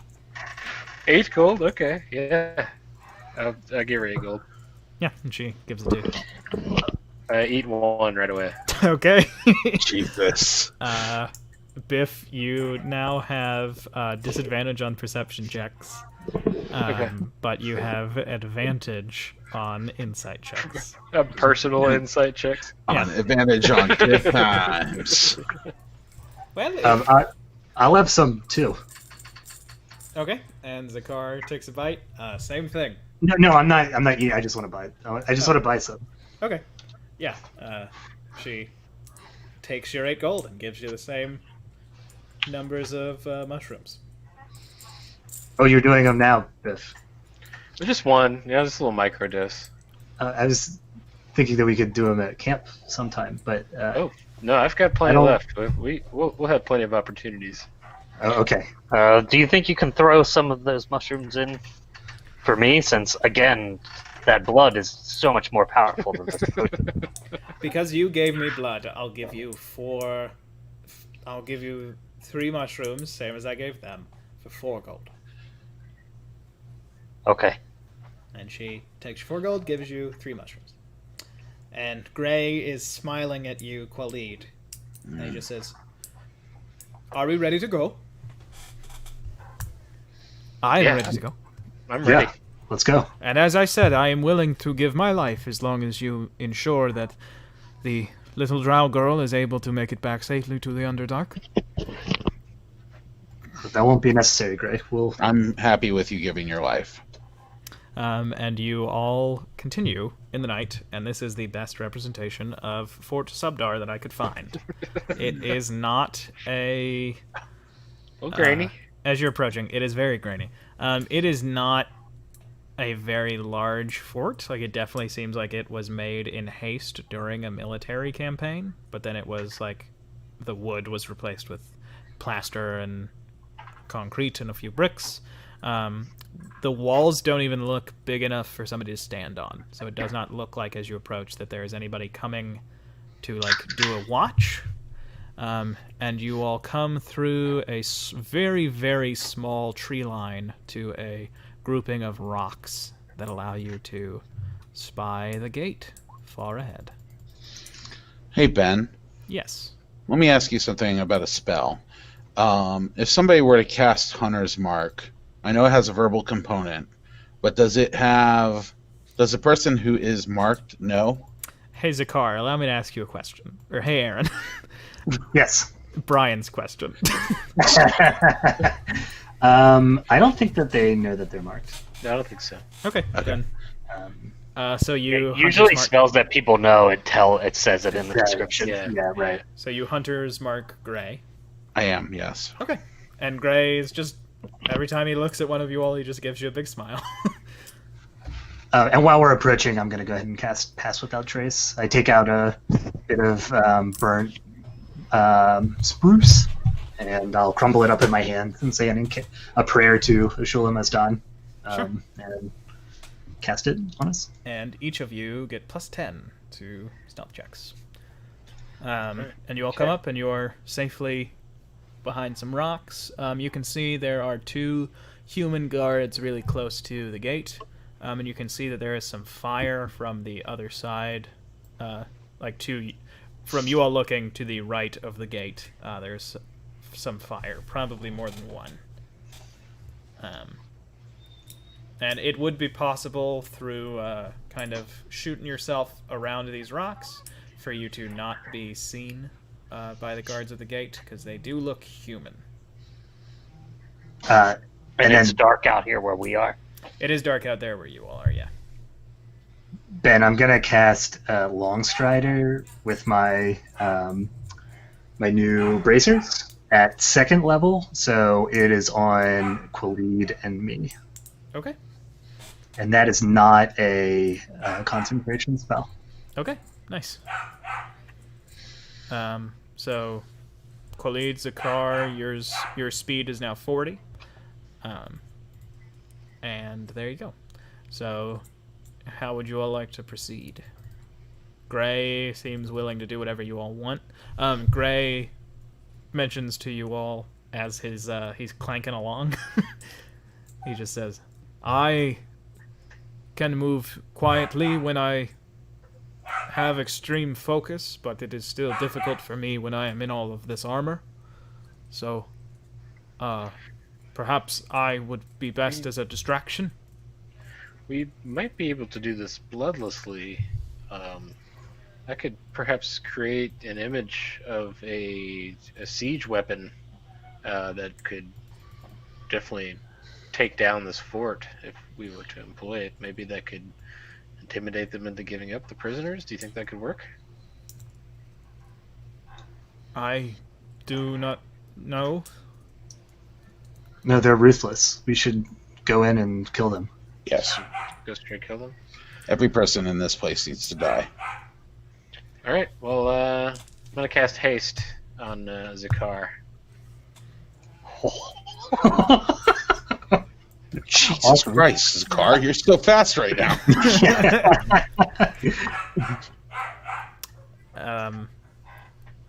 And Gray says, if we are trying to get in without them noticing, I did a bit of scouting.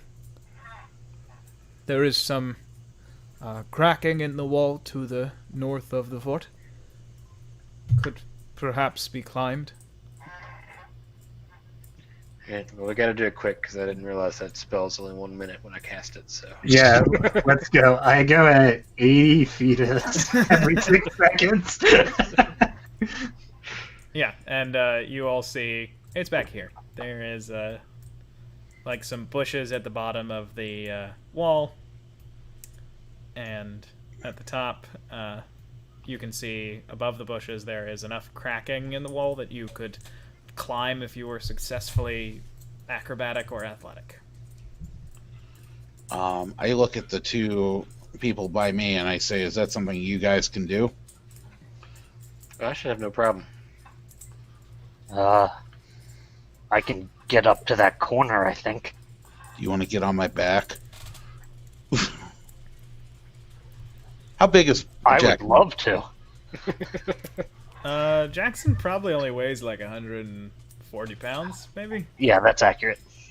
Is there people on the walls or anything like that? No, the walls are like 20 feet up and only seem to be like 3 feet deep. Okay. I can, I mean, probably about 10 feet back from where we're at is my horse, if Jackson wants to ride that. Well, I thought we were trying to sneak around. Well, I mean, don't there's think no one we're on out. the sides, right? Yeah, but Well, I'm they could afraid hear a horse. those guards would hear a horse stomping. True.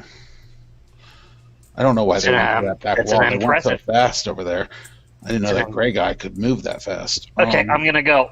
All right, bye. And I'm gonna try and run to here. Yep. I'm taking this path around this boulder and then straight up. Yeah. Or like diagonally up. I mean, unless one of you is like intentionally being loud, I think you can make it there without alerting anybody just yet. All right. Ben, while they were talking, I went ahead and climbed up the... Sure. Yeah. Make either acrobatics or athletics check. Your choice. Okay. 22? Okay. And you can see that there is a what looks like a storage house that you would be able to climb up, or drop down onto. It's like only 10 feet high, and so you would be able to drop down to it safely and somewhat quietly. Okay. Wait, where did Can I Zakar go? Can I help Jackson get up? Yeah, you'd be able to hoist him. So I guess Jackson, you can make your athletics or acrobatics with advantage. Okay, let me find my character sheet again.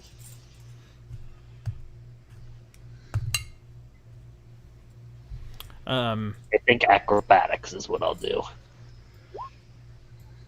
19. Yeah. Nice, dude. You get up deftly after Khalid just tosses you up about halfway. I wink at Biff with my hands down and I say, you can do it too. Hell yeah. I'd jump in there. Yeah, make yours with advantage and +1. All right, 13. All right. Yeah, you get thrown up to almost the top, and you're able to cling to the back of Jackson's shirt. Right. And then I look at Gray, and then I climb up on my own. Okay. Yeah, you make it up. Gray gets up just behind you. Push him off. No. Ben, so I'm dashing and trying to get on top of this silo. So I don't know what I could actually do in this. So 160 feet of movement, I guess, is what I have. So. And really, I could use my bonus action to dash again. I mean, are you gonna get here and like climb the kitchen? Like this is all dirt below you. Right. Yeah. No. So I'm trying to, I guess, stick to the wall, like the shadows in the wall, and I want to try to get on top of the silo. So if I can just get to the kitchen, I guess I'll hide behind it. Yeah, you would be able to squeeze through the kitchen, that little space. Yeah.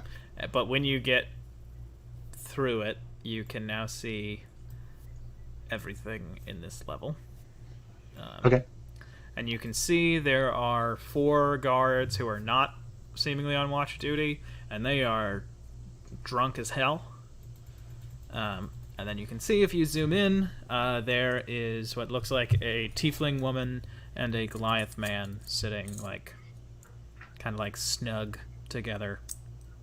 Both, well, the Goliath drinking and the tiefling with an ale in her hand but not seeming to drink.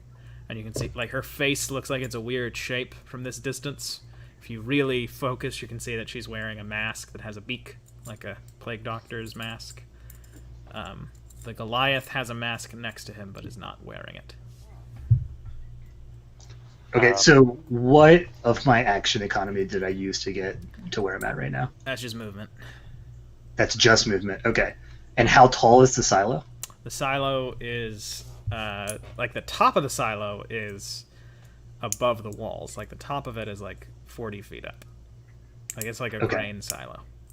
It is pretty sheer. It would be...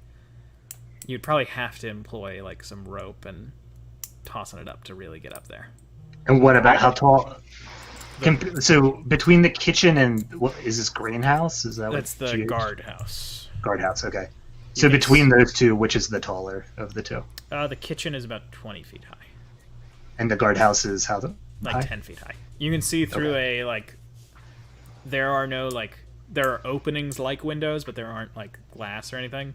You can see that basically it's like a desk, a ledger, and a portcullis is what's in there. Okay. I'll use my standard action to dash up on top of here then. Sure. Make a new stealth check. Okay. That's 28. Okay. I'll then use my bonus action to cast... I'm not close enough, actually.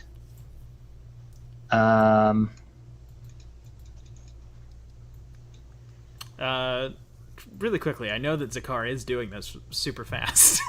Yeah, sorry. What's everybody else doing?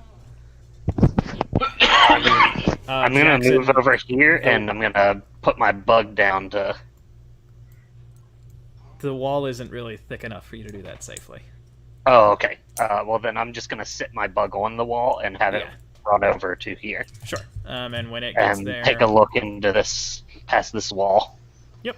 And it can see that there is something that is about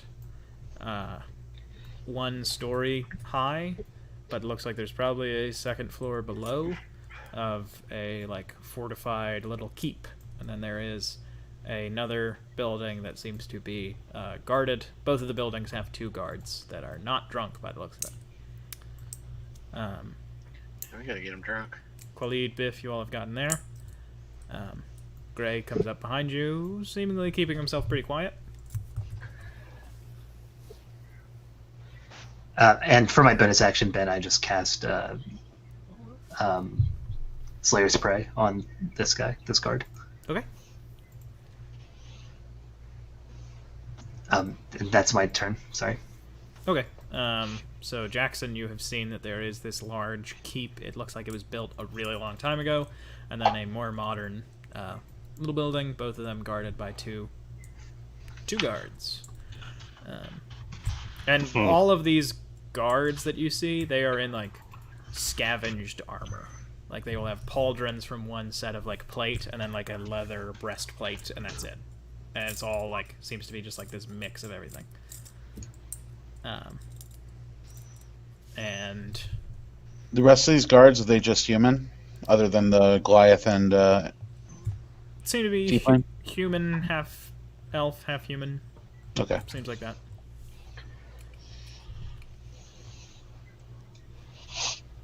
And then I'm going to use the hasted action to apply the poison to the arrows, Ben.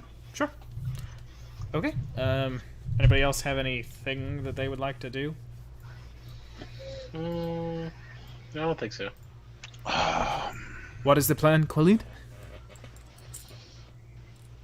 I'm gonna get closer to everybody. The plan is that you stay out of my way. And I step forward. I step away from him. Well, When I see... Oh, sorry, go ahead.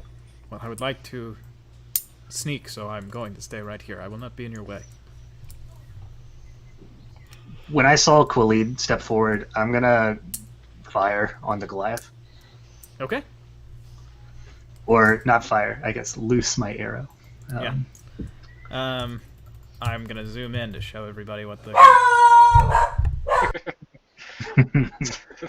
The dog does not want zoomed in.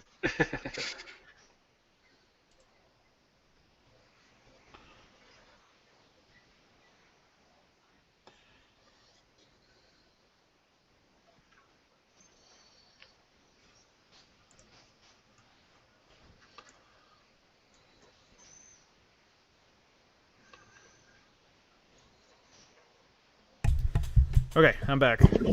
Sorry about that. Sorry. Yeah, that's the Goliath and the Tiefling. So you're gonna loose on the Goliath. Yeah, so I guess it's considered surprised. Yeah, so or I make your assume first so. attack with advantage. Okay. I'm going. watching for Zakar. Can I, like, move when he shoots? Yeah. But So I'm going. Okay, Sorry, go ahead. Sorry, you go ahead. I'm going to. So for my first standard action, my regular one, I'm going to attack with sharpshooter, and that is only a 12 to hit. Jeez. 12 does not hit. Okay. My second attack, I will not attack with sharpshooter on the. So it's the attack action. So do I still have advantage? Yeah, you still have Part of the advantage. same action. Okay. Oh, sorry, that wasn't with sharpshooter. So that's a 26 to hit. Okay, 26 does indeed hit. Okay, and that's a. Oh yeah, and so for my second standard action, sorry, haste. I know it's horrible. The second standard action, I'm going to attack again on the same guy, twice. So. Okay. Yeah, the 25 and the 28 both hit. Ooh. Or the 26 Okay. and 28 all hit. Okay. So the so that's 19 plus 20 plus 22, which is Jesus. 61 plus yeah plus 5 damage from the poison. So 67. 66 damage. And I'm going to do radiant damage for all of the extra ones. Okay. Yeah, he is bloodied. Okay. Khalid, it's your turn. Okay, I'm It's gonna your turn double. in this surprise round. Yeah, I'm gonna double move. So let me just make sure. 1, 2, 3, 4, 5, 6, 7, 8, 9, 10, 11, 12. And I have 40 feet right now because of Long Strider. I'm gonna go right here, and I'm gonna shove this dude using my charger feet. Sure. I'm gonna shove him into the fire. Yeah. And then because of Sentinel, he'd essentially be leaving my I'd get an attack of opportunity out of him for trying to leave. Sure. So he shouldn't have tried that, and I'll use Mage Killer on him. Okay. 13. 13 does not hit. Okay. But you have knocked him into the fire, and he is now on fire. Okay. Okay, and everybody, that's probably, I'd say 4th round of haste, so you're about to be on your 5th, as we roll initiative. Okay, thanks. 13. 10.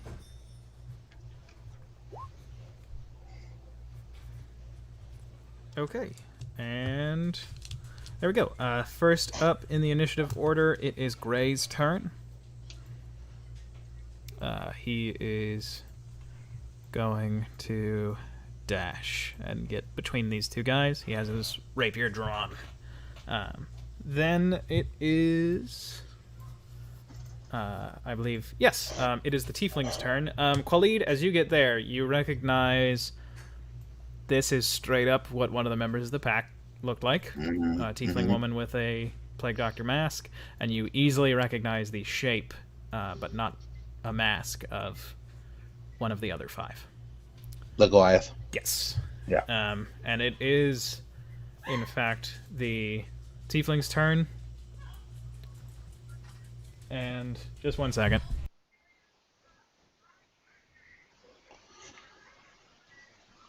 Be careful, that tiefling looks like it's poised and ready for action. Poison ready for action. Poised and ready for action. Sorry, we're far away from each other. It's hard to get every word you say. I'm around the corner too. That absorbs a lot of sound. Yeah. I get We're it. really giving away where we are.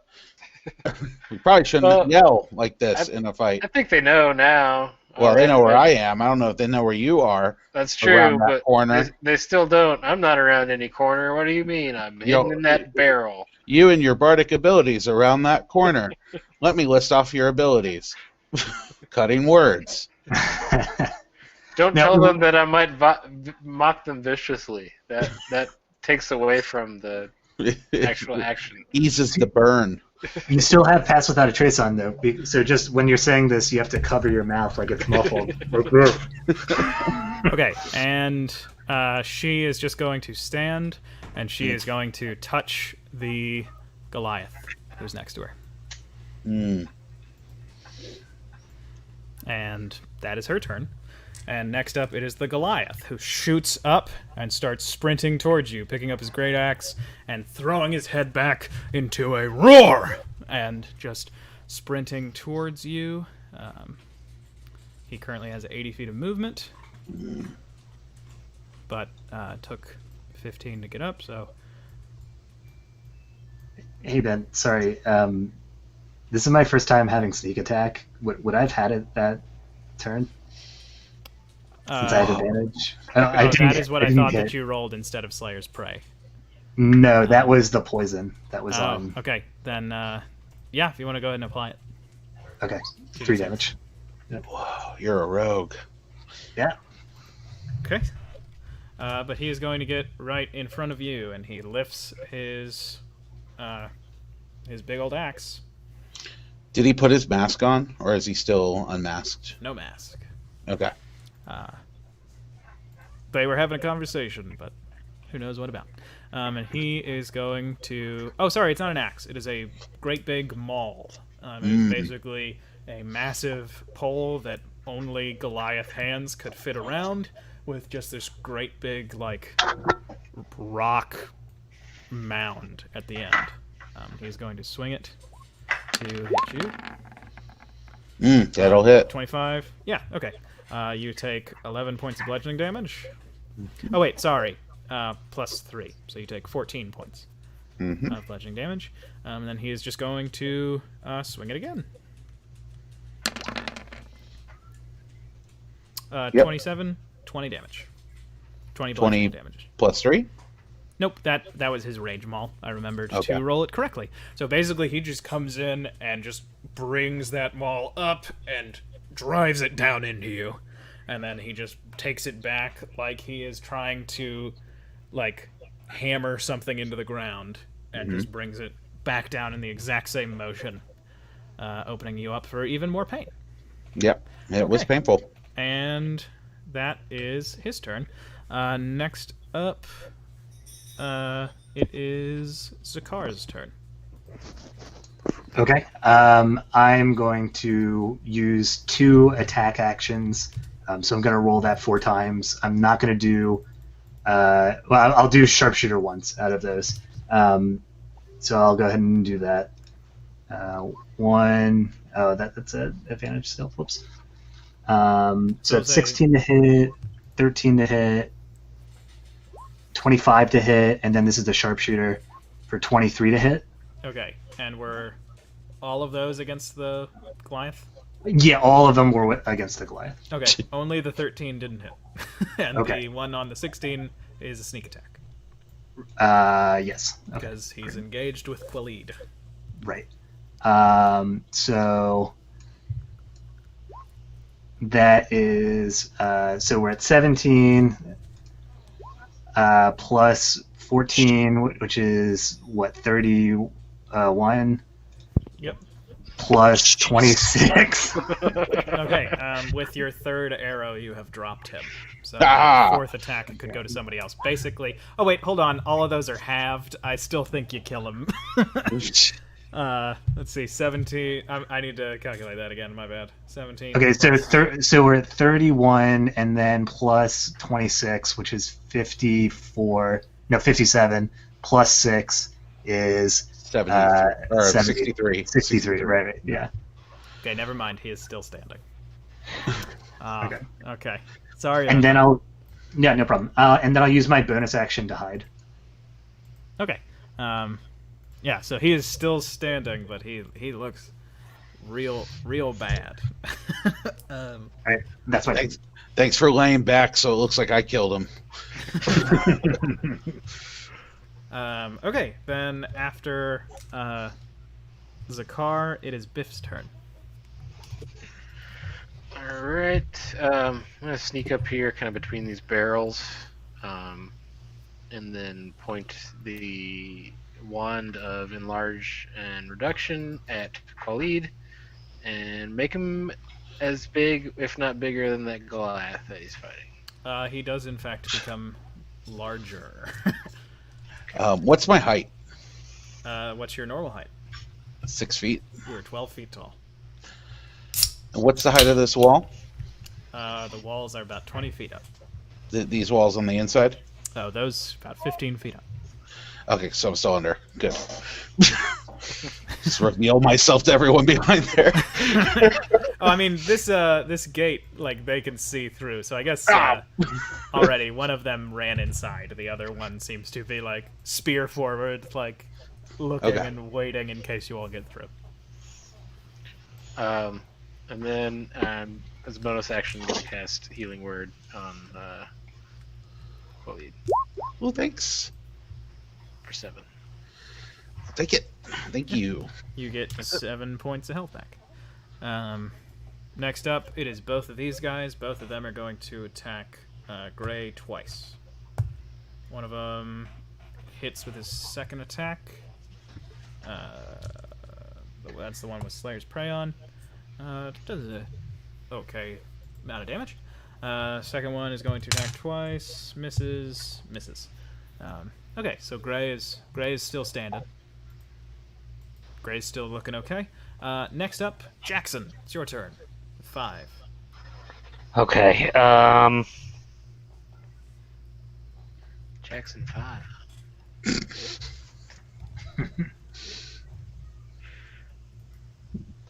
When I get to here, and can I see them over these barrels? Yeah. I mean, more than Khalid. Yeah. Okay. I think I might start with this. Let me see the range I am here. Okay. So for my action, I'm going to cast.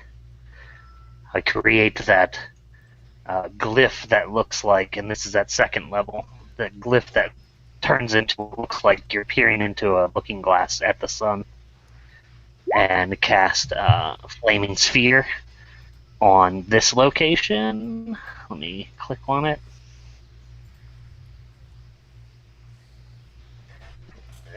Let me just draw a red circle. Yeah, sure.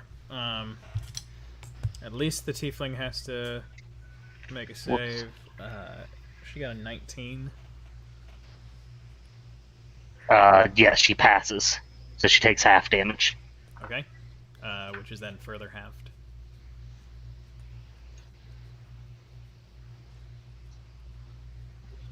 Why is this not drawing a shape? It's weird. Is anybody else in it? Or no, it's just 5 feet. Okay. Yeah. Yeah, so it's basically whoever it collides with, which is anyone within 5 feet when it comes to pier. Okay, so it is halved to 3, and then that is halved to 2. Okay. And then I'm gonna use my bonus action. Oh my god. If I can grab it now. To move it and slam it into these two guys. Okay. Then they will both make a save. Failure, success. One was a 11, one was an 18. Okay, do you want me to roll individually for them, or you just want to use the 6? I say we'll use the 6. Okay. So this guy is already on fire, so I'm going to say that he'll take double damage, so he'll take the 12.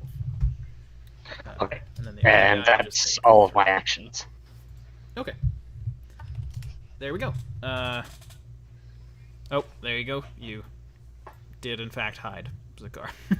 Now we'll go. Oh wait, Khalid, your turn. Yeah. 4. I'll hit this guy with Mage Killer. Okay. Nope. I'll use my extra attack. 14 doesn't What? hit. Nope. He just sort of no-sells you, like moves back. All right, that's my turn. All right, and now it is all of the drunk guards' turn. So this guy on fire is going to get out, and he is going to get to here, and then he is going to stop, drop, and roll. So he is no longer on fire, but he is on the ground and drunk. And then this guy is going to come up next to the Berserker, Barbarian. These guys are going to run over here. And the one who's next to you is going to attack you twice at disadvantage, because he is drunk. 14 does not hit you, Khalid. No. Natural 1 does not hit you. He drops his sword. Okay, then that is all of our drunken guards' turn. So now it is Gray's turn. Gray is going to attack the one who you have Slayer's Prayed. He hits. Does alright damage. And then, as a bonus action, he casts Healing Word on Khalid. Okay. You gain 8 points of health back from his Healing Word. And that is his turn. Next up, it is the Tiefling woman. She is going to walk forward to about here. And then she is going to look at you, Biff. And she is going to cast a spell called Pillar of Acid. Whoa. Wait, did you know I'm there? Am I not still hidden? I guess you are small. All I did was aim a wand and heal last round. I didn't really make myself known to the enemies. Yeah, that's true. Okay, then she wouldn't use it on you. So she wouldn't use that this turn. I think instead, she... Oh.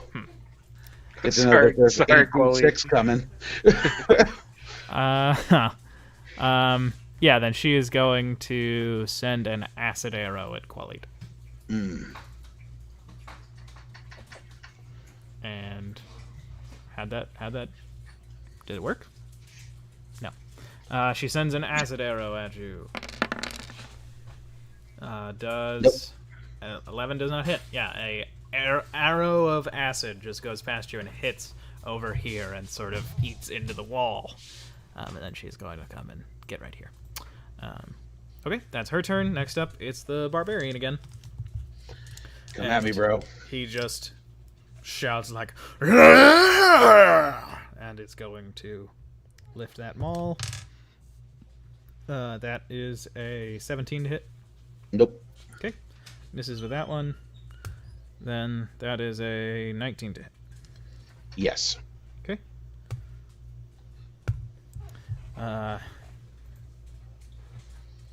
Sorry, I guess I should just do his damage because he does a lot of damage.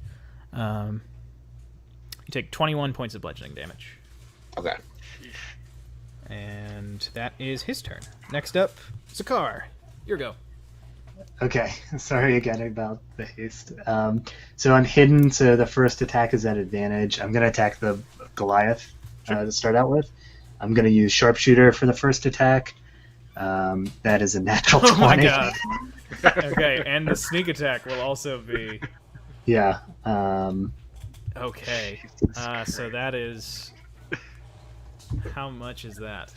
Okay, so we have 8, 10, 15 plus 7 is 22 It's 42. plus 42. You do the meaning of life to him, which is halved to 21, and you basically, your arrow pierces his throat, and Khalid, in front of you, you see this just flash of golden light, and his throat just sort of rips open, and he dies trying to scream, but unable to say anything, as he crashes back. Actually dead this time. I'm going to attack now the one that has my ire on it. Sure. And these are just going to be normal sharpshooters. It's 13 or not sharpshooters. I mean, 13, 25, and 19 to hit. 13 misses. The 25 and the 19 both hit. Okay. And that is 15 plus 17 is 32 plus 6 is 38. Plus Slayer's Prey for another 5, so 43. Yeah, he does not look good when you have pierced all through him. Okay. He's And not then- looking good. Awesome. I'm going to drop down off of the kitchen roof to reposition to hide for my bonus action. Okay. Yeah, make a And, ooh, that's a 21. Okay. I think that a bunch of like the tiles of the thatching fall off. And I'm okay with taking falling damage or something. No, I think that was just to hide. So I think that you Okay. came down and thought like, I'm in the shadow, but then like a tile fell on your head, not doing any Yeah. damage, but like other tiles fell and made a bunch of noise. Right. Okay. Sounds good. You dominoed a bunch of plants. Ceramic plant bowls. So I would have recognized that happened. So I think I'm gonna try to run back here. Or do you think that's not reasonable? I think that's not reasonable for like you trying to hide there. Okay. Yeah, that's fine then. I think that's where you are. Right. That's my turn. Okay, cool. Next up, it is Biff. All right. So I am going to stay where I am, and I'm going to cast Fairy Fire on this guy. So it's a 20-foot cube. So it should hit basically everyone except for the guy up here next to Khalid. Okay, yeah. Do you want to draw it? Or I guess that is just everybody, so I'll make a save for all of them. So what's your DC and what is the roll? Dexterity save and throw? It is dexterity, yeah. But What- DC is 16. Okay, so that is failure, success, failure, and This includes gray too, though. okay, failure. I'll do gray again, Ayesha, she has failed. And Gray, natural 2 for Gray, so Gray has also failed. Okay, then that is your use of Fairy Fire. Is there anything else you would like to do? Yeah, I'll do Healing Word on Khalid again. Okay. And I'm out of spell slots for first level.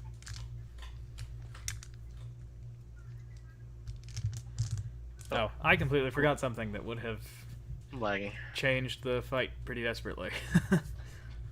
That's my fault. Alright, 8. 8, okay. Yeah. You gain back 8 health. Khalid. Thank you. And is that your turn, Biff? That's it. Okay. After Biff, it is the Sober Guards. Both of them are going to attack with advantage against Gray. That's 1 hit. That is only 1 hit for him. That's 1 hit for the other one. Okay, so both of them hit him once. Okay, Gray is made bloody as both of them pierce and sort of... Actually, his armor is fine. It's they get between it at different points. Doing a lot of damage to him. And that is Sober Guard's turn. Next up, Jackson. It's your turn with 5. Okay. I am going to do what I usually do, and I will cast Grease, and I will draw it. I think it's a 10-foot square. Yeah. It's a square, so let me stop doing that. Okay, put it there. So that one guy next to our drow friend needs to roll a dex save of 16. Okay, he does not succeed a 16. He is prone then. Yeah, he just slips and goes, whoa! Alright, and I'm going to draw this out with my measuring tool. Use my bonus action to move my flaming sphere. It's going to move 10 feet, 10 feet here and smash into the guy next to it. Okay.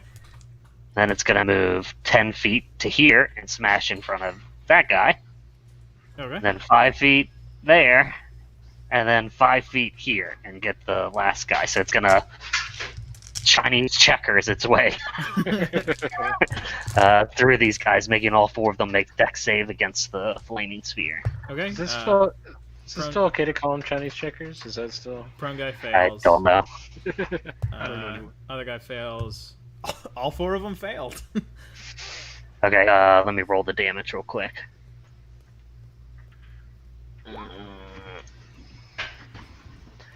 I'm just gonna roll it the one time again. Yeah, sure. Yeah, all of them take 7 points of damage. And I don't know if you decide if it affects the grease in any way. Yeah, it kicks up. I'll say double damage for that guy. And is that just like He'll take 14. a square of fire now, or? I believe it is. Okay. Okay. Is that your turn? Okay, I use my action in that. I think I'll use my move to move here and just tuck it behind this corner. Sure. And that's it. Okay. Then next up, it is Khalid. And when the barbarian fell, Ayesha, the tiefling, shouted something in Infernal. Jackson heard it as no. I'm going to. I'm just going to run past both of these dudes. They're both drunk, right? Yeah, the drunk one gets attack of opportunity at you with disadvantage. Yeah, and I'll run past him too, and I'm going all the way up to here. 17 to hit. Nope. Okay. Yeah, the drunk guy on the ground doesn't even try. And you get to next to Ayesha. I'm going to use my.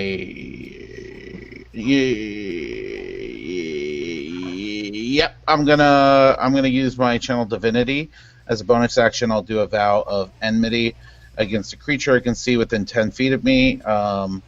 And I have an advantage on attack rolls against that creature for 1 minute or until it drops to 0 hit points or falls unconscious. And then I'm going to attack. Okay. With Mage Prayer. Natural 20. Okay. Nice. Alright.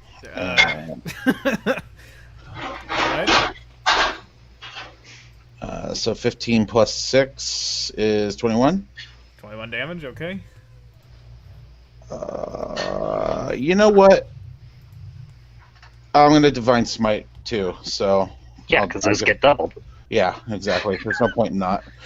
So 4d8 would be 19 damage more. Okay, so what was that total? That's 21 plus 19, 40. Oh, Is that right? you're adding a D4 for being enlarged too, right? Oops. Yep, and that is doubled. Yep. So 47 damage. Khalid runs over here, brings up the mage killer Gian that he got, and just slices this woman in twain. She is clipped in twain, no longer sick. standing. Super Brian sick. and I are the only people who can roll dice this game. Well, I haven't been rolling. I'll move over and hit this with my extra attack. Yeah, okay. And, Make that roll with advantage. Yep. Well, Nope. time to clean up, boys. Yeah, no, a 12 does Bring not it hit. in. Wait. And that'll be my turn. Okay, time for the drunk guards. This guy stands up, comes over here.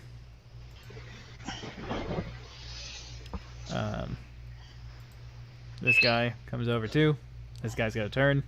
Yeah. And this guy's gonna come. All right. You now have 8 attacks on you, all of them with disadvantage. Hey, Biff, gonna did hit. my mask grow with my body, or is it just like a tiny mask on a big face? No, everything that you're wearing grows. Okay, cool. A dirty 20. Yeah. Okay, so that's That going to hits. be 1 attack for first guard. Second guard, dirty 21. Okay. Okay, so both guards are going to hit you once, both of the guards to your left. Yeah. And then natural 1, so this guy is going to hit drunk guard. And then second attack, he got a natural 20 though. But the other attack is 18. Does that hit? Yeah, 18 hits me. Okay, so not a nat 20, but he hits at another guard, and then he hits you. And the last guy, not going to hit on the first attack. Okay, so you have 3 attacks against you, and 1 attack made on another guard. Okay, you take 10 points of slashing damage, 7 points of slashing damage, 5 points of slashing damage. So you take 22. 22 points of slashing damage. All right. And then the other guard gets maximum damage. On me or on someone else? On the attack that the guard accidentally made drunkenly on his buddy. I'm gonna roll cutting words on that one and decrease it by a D8. No, that's the one on the guard. Oh, sorry. It critically failed and is accidentally going to hit one of its Yeah. partners. See, it happens to people who aren't you all, too. Okay, then that's drunk guard turn. So now it's Gray's turn. Gray, Wait, real quick. The two guards to Qualid's left need to make a dex save for the flaming sphere. Oh, sure. Neither of them succeed. So they both take 6 fire damage. Okay. Did the flaming sphere light the grease too? It did. It did, but it's not growing. Nice. Gotcha. 45? Okay. So now it is Gray's turn. Gray is going to just stab at this guy who's prone. Yeah, he hits. this guy takes some not insignificant amount of damage. Khalid, how are you looking? Like, are you bloodied? Yes, I'm bloodied. Sorry, I didn't change myself. Oh, no worries. He is going to cast Healing Word then Okay. on you. Because you're such a good guy. I don't like this. You get 9 points of health back. I curse him under my breath. And that is his turn. Zakar, now it's your turn. Okay. I killed 19 people. Yeah. I'm gonna move to here. This is the last turn with haste. Yeah.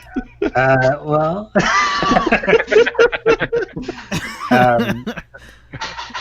Yeah, that's fine. So I'm going to first attack the guard that has my ire with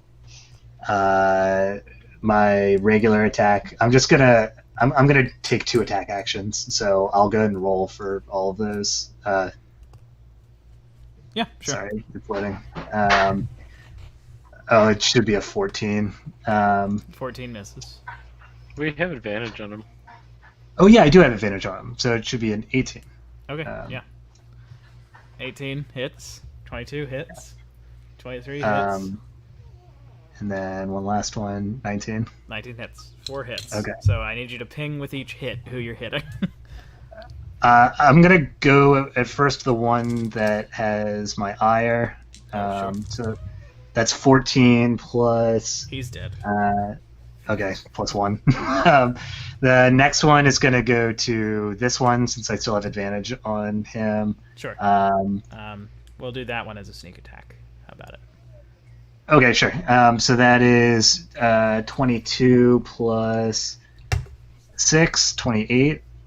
Okay. 28. And then another 21 to him.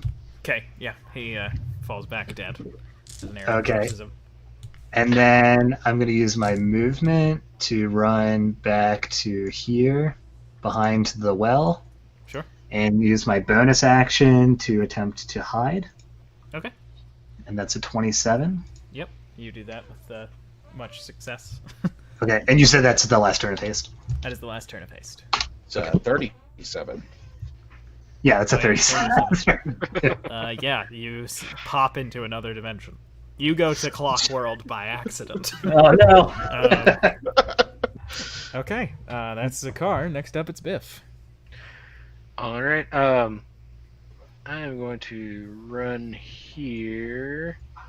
As I do, I'm going to tell Khalid to can stretch his hand out for a high five. I don't know if he can reach me from here. Basically, I got to touch him. So I'll use That's my keeping. action to high five. can we reach from there if he's big? No. Okay, that's fine. I think he positioned himself there, so if he was going to reach for you, it would get an attack of opportunity. Okay, yeah, that makes sense. All right, so yeah, as I run, I'm going to pull a dagger and then kind of like skid to a stop and throw it at this guy here. Okay. For 19. 19 hits. That is 8 piercing damage. 8 piercing damage. Okay, that guy... None too pleased. Yeah, that's my turn. Okay. Then next up, it is... it's the remaining sober guard who is going to try to get up in the grease. Gets up. Steps out of it. Does he and- get an attack of opportunity from Gray? No. Because he's not moving out of his range. Ah, I meant from getting up. No. Okay. He is going to attack Gray with advantage. Yeah, he hits him. Does maximum damage. Gray is not looking good. A lot of blood is pouring between his. I'm gonna cutting words that damage then. Okay. That's 4 less damage. Oh. Thank you, friend. You got it, bud. That was appreciated. You can pay me after the battle. Certainly. Okay, then that was their turn. So next up, Jackson. Okay.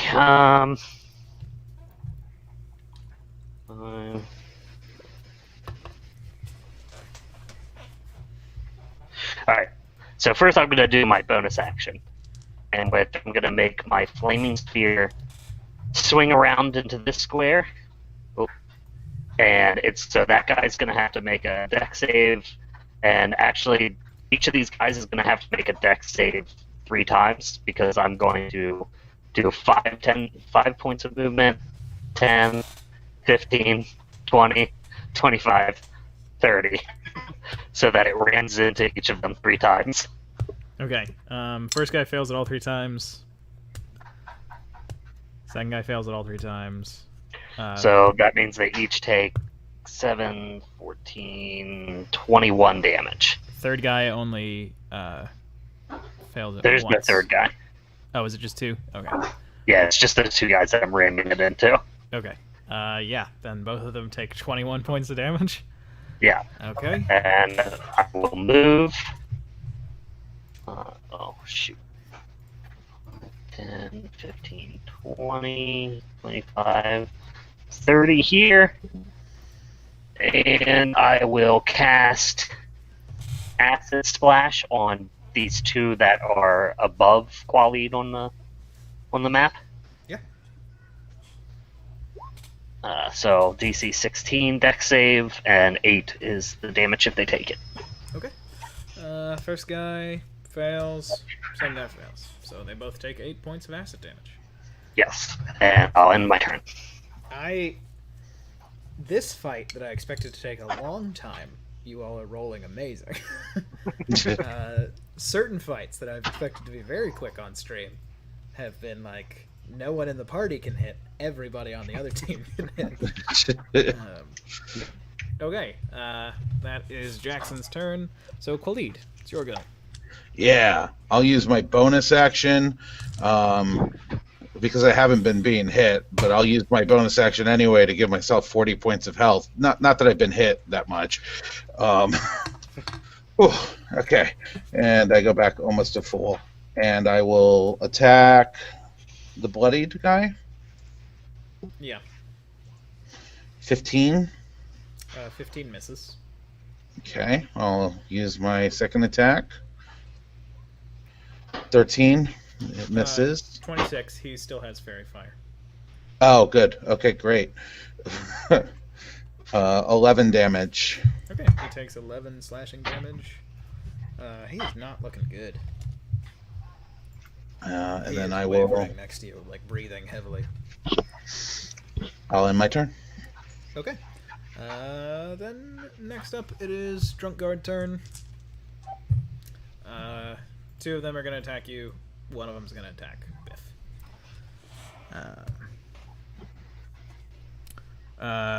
One on you misses. First attack.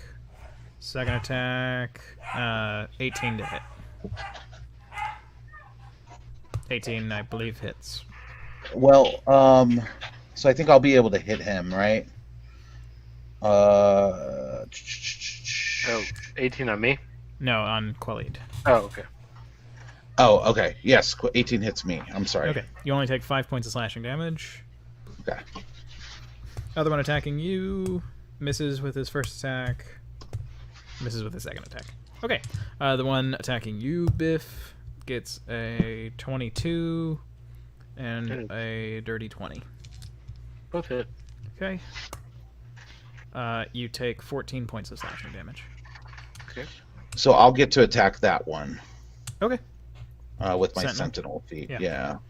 Oh, Brian, you need to roll your being enlarged damage for that last attack. Oh, yeah. The 1d4. 1 damage more. Oh. Now he's Fuck. Why can't I attack today? I've not rolled above 5 except for that 20. I mean, you cut someone in half that you had a vendetta against. Yes, that's true. Wait, do you have advantage for them being in fairy fire, or is this not one of those? That guy's not the one in fairy fire. Oh, okay. Okay, What's yeah. the big purple square for? that was That's the he round wasn't that's covered in it. He wasn't in it when it was cast. Oh, okay. Yeah, he moved into it. Okay. Got it. Then we go back to the top of the order. It is Gray's turn. Gray is going to attack this guy. Natural 20 for Gray. Okay. Gray just rams his rapier through this guy's throat, putting him down. He is then going to come up here, and he casts Healing Word on himself.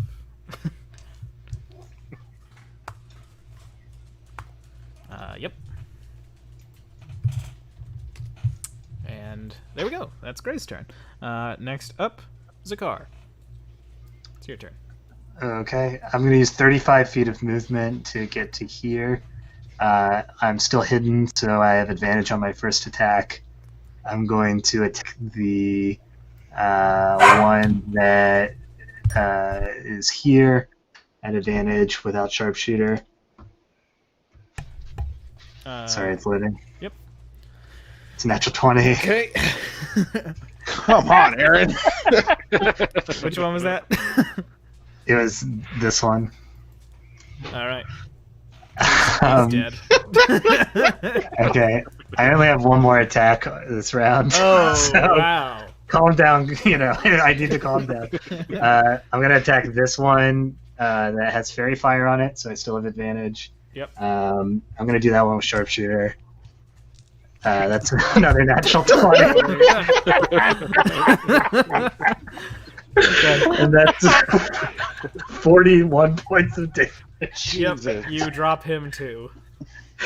Okay, and then for my bonus action, I'm going to take a 5-foot step back here and hide. And that's a 16 plus 10, so 26. Okay, yeah. I whispered to Biff, I think we're going to have a Zakar problem. The gate opens up and 2 sober guards rush through after Zakar's turn, and then it is Biff's go. Alright. I'm going to kind of reach out for Gray's hand. And if he'll take mine, I'll give his a little squeeze. Yeah, he And takes it. cast Cure Wounds level 2. Okay. He is very So appreciative. for 11 healing. Oh, yeah, he is above bloodied, and he seems very, very grateful. And I'll just kind of like look up at him and like smile and not quite wink, but looks like I'm going to wink. Yeah, he. And then Smile. I'm just gonna draw my Nice. rapier, and Okay. then that's my turn. Yeah, he's got his helmet on, so he doesn't actually smile at you, but you feel it. Jackson, it's your turn. Okay. I'm going to see these guards coming in, and I'm going to slurp up the grease and throw it down on them. So they both have to make dex saves or be prone. Okay. First guy succeeds, second guy fails. Okay, so the second guy goes prone. Yep. And I have a feeling I know what comes next. I think I can get it there. 5, 10, 15, 20, 25, 30. I'm going to ram it into both of them. Okay, they just will So- automatically take fire damage. The prone one will take double. Okay, let me roll it real quick. That won't happen for every fight, but these guys are getting out of the way of things is not exactly their forte. Alright, so it's 8 fire damage each. First guy takes that 8, second guy takes 16. And then I will use my movement to get behind the big boys. Okay. Then after Jackson, Khalid, your turn. Yeah, I'll swing at this guy and hope to. I'll whisper a soft prayer to my god that I stop being such a failure at life, and then I'll swing in with Mage Killer. Natural 20. God is good. Yeah.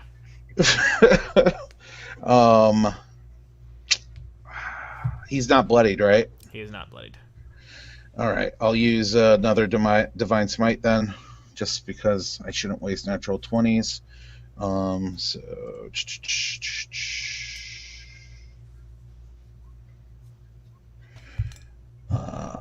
So 20 plus 12, 32 damage. Plus a D4. Plus a 2d4. 4 damage. So 39? 36. It was 35, wasn't it? No, 9, 11, and so that's 20 plus 12 plus 4, so it's 36. Okay. Okay. He is very bloodied. All right, I'll hit him one more time. Okay. 20 hits. 11 more damage. Yep. You put him down. You Yeah. cleave him in twain in just the same fashion as you did earlier today. Nice. Thank God. And then I'll move here, next to the grease. Okay. And then that is your turn. Next up, it is back to the top of the order. It's Gray's turn. Gray's gonna run past you, and he is going to attack this one who is not prone. He hits. Does near minimum damage. And there we go. That's Gray's turn. Zakar, your go. Okay, I'm going to take a 5-foot step forward here. I'm going to attack the one that's not prone from hiding, so that's at advantage. No sharpshooter. 29 to hit. 29 hits. I'm gonna Sneak attack. do it twice. The second one isn't at advantage, so it's 11. Okay.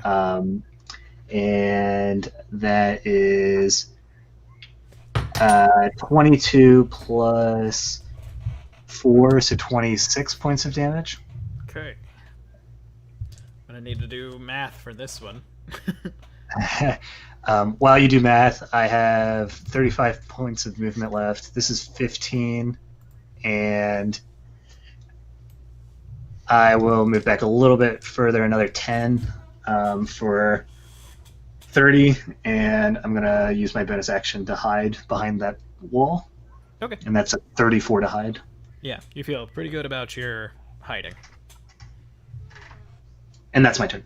Okay. Next up, Biff. All right.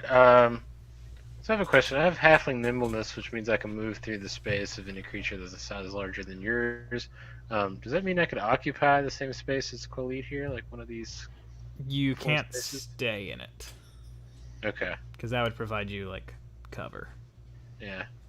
Well, I mean, they provide me cover anyway. I'm naturally stealthy as well as a halfling, so. Yep.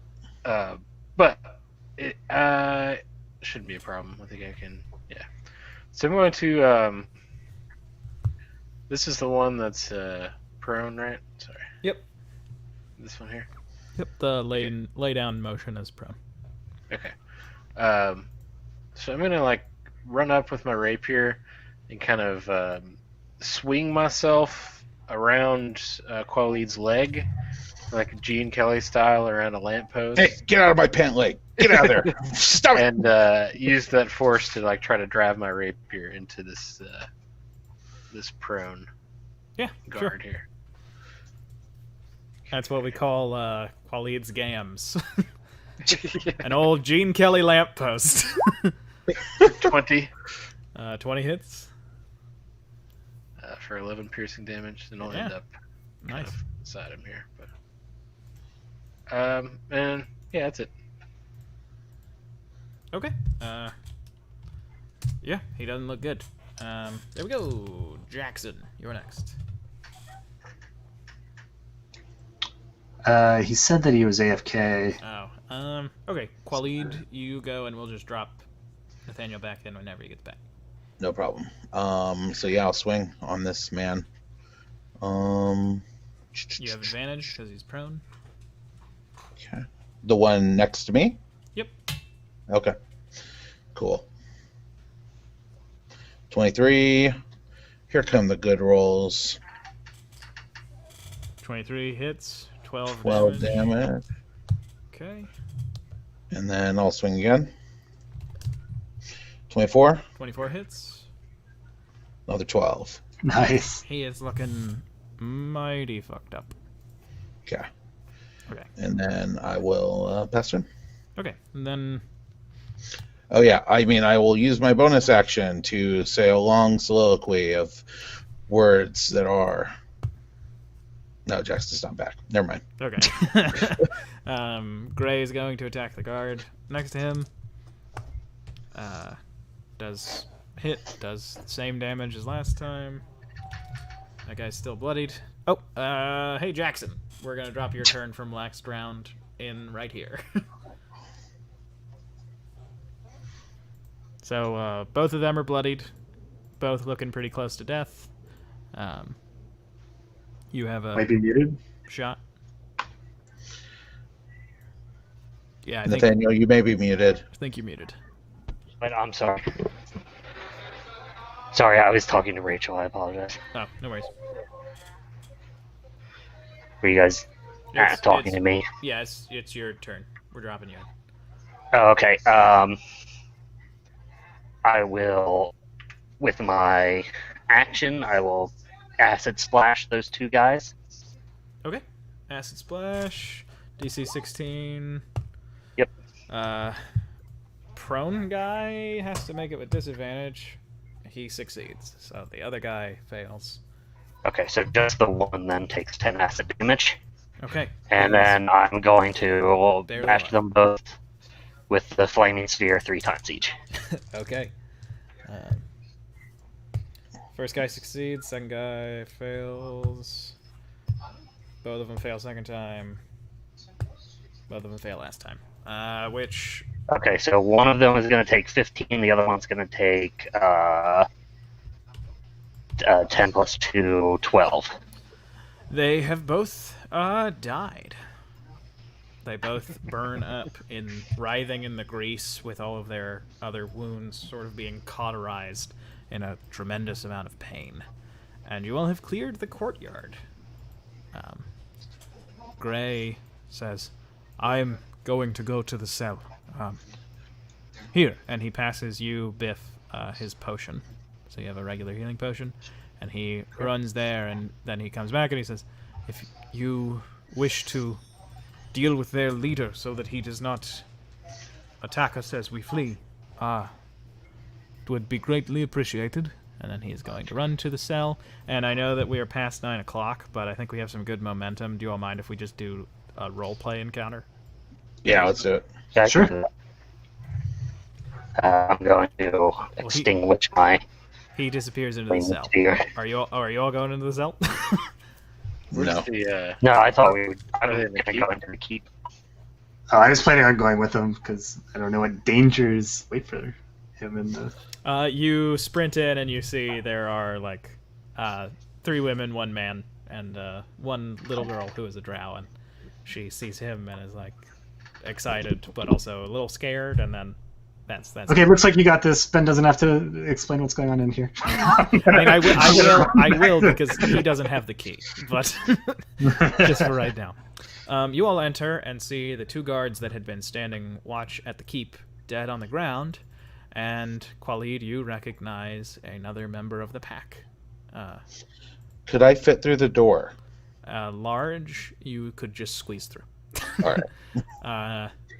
But you see of 5, you see the 3rd member of the pack that you recognize. She is a high elf woman. Looks like she's from Mana in the south. Mm-hmm. And she is standing. She is in like priestess robes, and you remember that one of them was dressed like a priestess, so you assume that that's her. She does not have a mask. She has a dowsing rod in one hand, and she is standing behind the bodies of 2 of these soldiers. And when you all enter, she smiles and looks directly at Khalid and says, "Ah, Wanderer, you have come. Just as I thought. As my sisters foretold, and she starts to reach into a pocket on her dress. Can I move towards her? You can, yeah. I'm going to run up to her and shove her. Okay. Is that athletics or is that an attack to shove? It's an attack, I think. You Yeah. get I can do advantage as enlarged as well. Yeah, I think it's athletics. it's athletics. You're Oh. right. Sorry, that's strength checks. I realized Yeah, that was the it's- card. Same roll. Nice. Yeah, you've shoved her. She hits a thick wooden door. Yeah. Okay. Because I'm shoving her, I will sentinel attack her too. Okay. 24 Boom. hits. 8 damage. Okay, she takes 8 damage. Coughs up a little bit of blood. Please, just a moment before you do that. And she No, you die finishes today. reaching into her pocket. She is not attacking you. She is not trying to get away from you. I'm gonna step forward and try to intervene a bit. Or wait. You do not get anything from your pocket, Khalid. I mean, you can obviously squash her right now. So just take a breath. Let's see what she has to say. I will not attack you, wanderer of the desert. Well, I still would feel better if your hand was out of your pocket. What are you reaching for? What I was going to give to him, I was uncertain whether he would kill me, and I needed him to have this. So I was going to ensure that there was some interest in whatever I had here, even if you all killed me very quickly. Okay, pull it out slowly. Keep in mind, we have a bow, a couple of magicians, and a giant guy right in front of you trained on you, so don't make any sudden moves. Of course. And she very, very slowly pulls out like a very, very thin wooden box. And you can see that it has written on it in every written language, Desert Wanderer. Open this. Khalid, does this mean anything to you?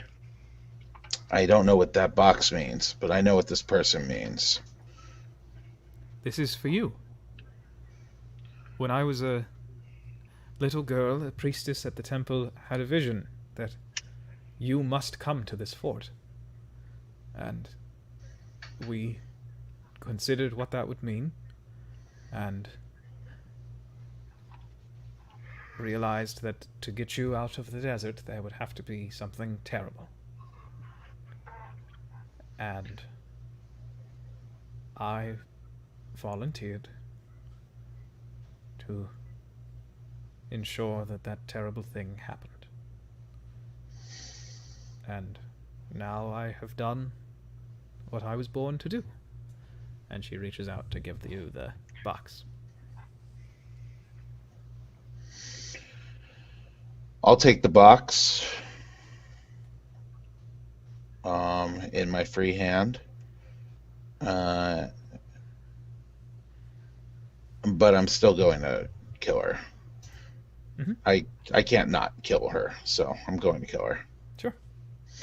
Yeah. So just attack again? Yeah, she doesn't fight back.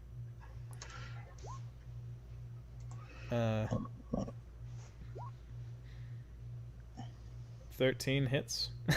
Oh, 13 hits too? Yeah. Okay. 25 you do damage. 25 points of damage. She is very, very bloodied.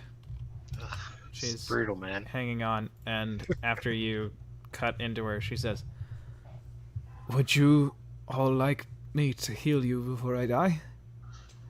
So that you may face..." And she indicates past the door. "He doesn't know you're coming. You can sneak up on him. I can heal you so that you can be strong enough to fight Gilzandort."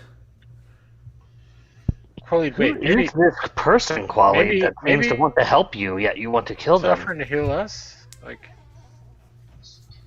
And she looks at all of you and says, I attack again. "Deserve to die." Yeah, the 20. I mean, the 24 hits. 8. Does that put her down? Nope, she is Man, leaning it's really, against the door, just like really drawing it out. And she says, I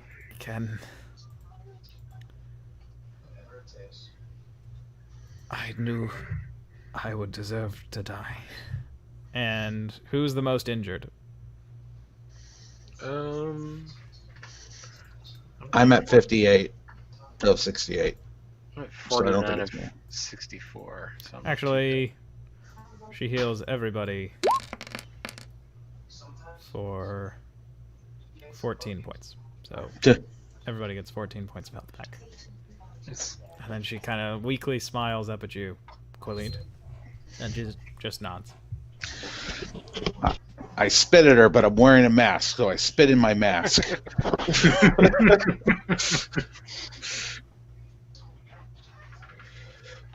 She looks like she's on death's door. Yep. I don't need to put the last strike on her. I'll just let her die. Are there guards in here too? Nope.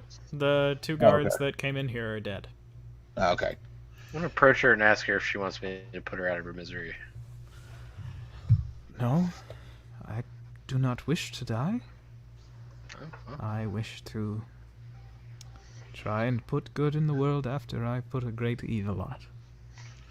Okay. Well, I'm gonna try to sneakily pass her the potion that Gray gave to me. 15. It's 15. Yeah. And then we can go in the next room or whatever. I go in the next room. Okay, you go into the next room, and it's actually a long hallway where you will be able to stealth if you would like, because there is a conversation happening through a door on the other side. But that is where we're going to end tonight's session. With All right. Yeah. Good luck. Nice. all right, You have Lots of lore this episode. There's so much lore and backstories coming out. I'm glad we could fit in your 12 crits in between. yeah. Who knows what might happen to Fail Not between sessions? Maybe Yeah, that Like a will go. like a Up. little nerf. We're gonna actively nerf some shit. Just because I Rename didn't it consider. Fail sometimes. Just because I didn't consider what haste would do to that bad boy. Yeah. Hey. Sunken World version 1.02, where they had to nerf the Where you had to nerf the ranger, which no one would expect. Haste is OP. It's ridiculous. But That's the thing that I forgot is the barbarian was hasted, so he should have had 4 attacks on Quillied. Oh yeah. And might have been able to put him down, and then you all would have had different priorities. But I forgot, and so then she was just going to try to make somebody a giant ape, but that didn't work. There's so many people I want to murder in this session that I can't. I mean, you got 2 of them down. It's a lot of murder. Yeah. But you put a drow in front of me that I want to murder. You put a Biff. You had one good drow, and he mentioned there's a traitor drow, so we can extrapolate. You had normal dreams. All right, everybody. That's going to do it for us tonight on the Sunken World Saga. Qualid had normal dreams. We'll see you And I all... want to murder them. We'll see you all Wednesday as the A-Team picks back up.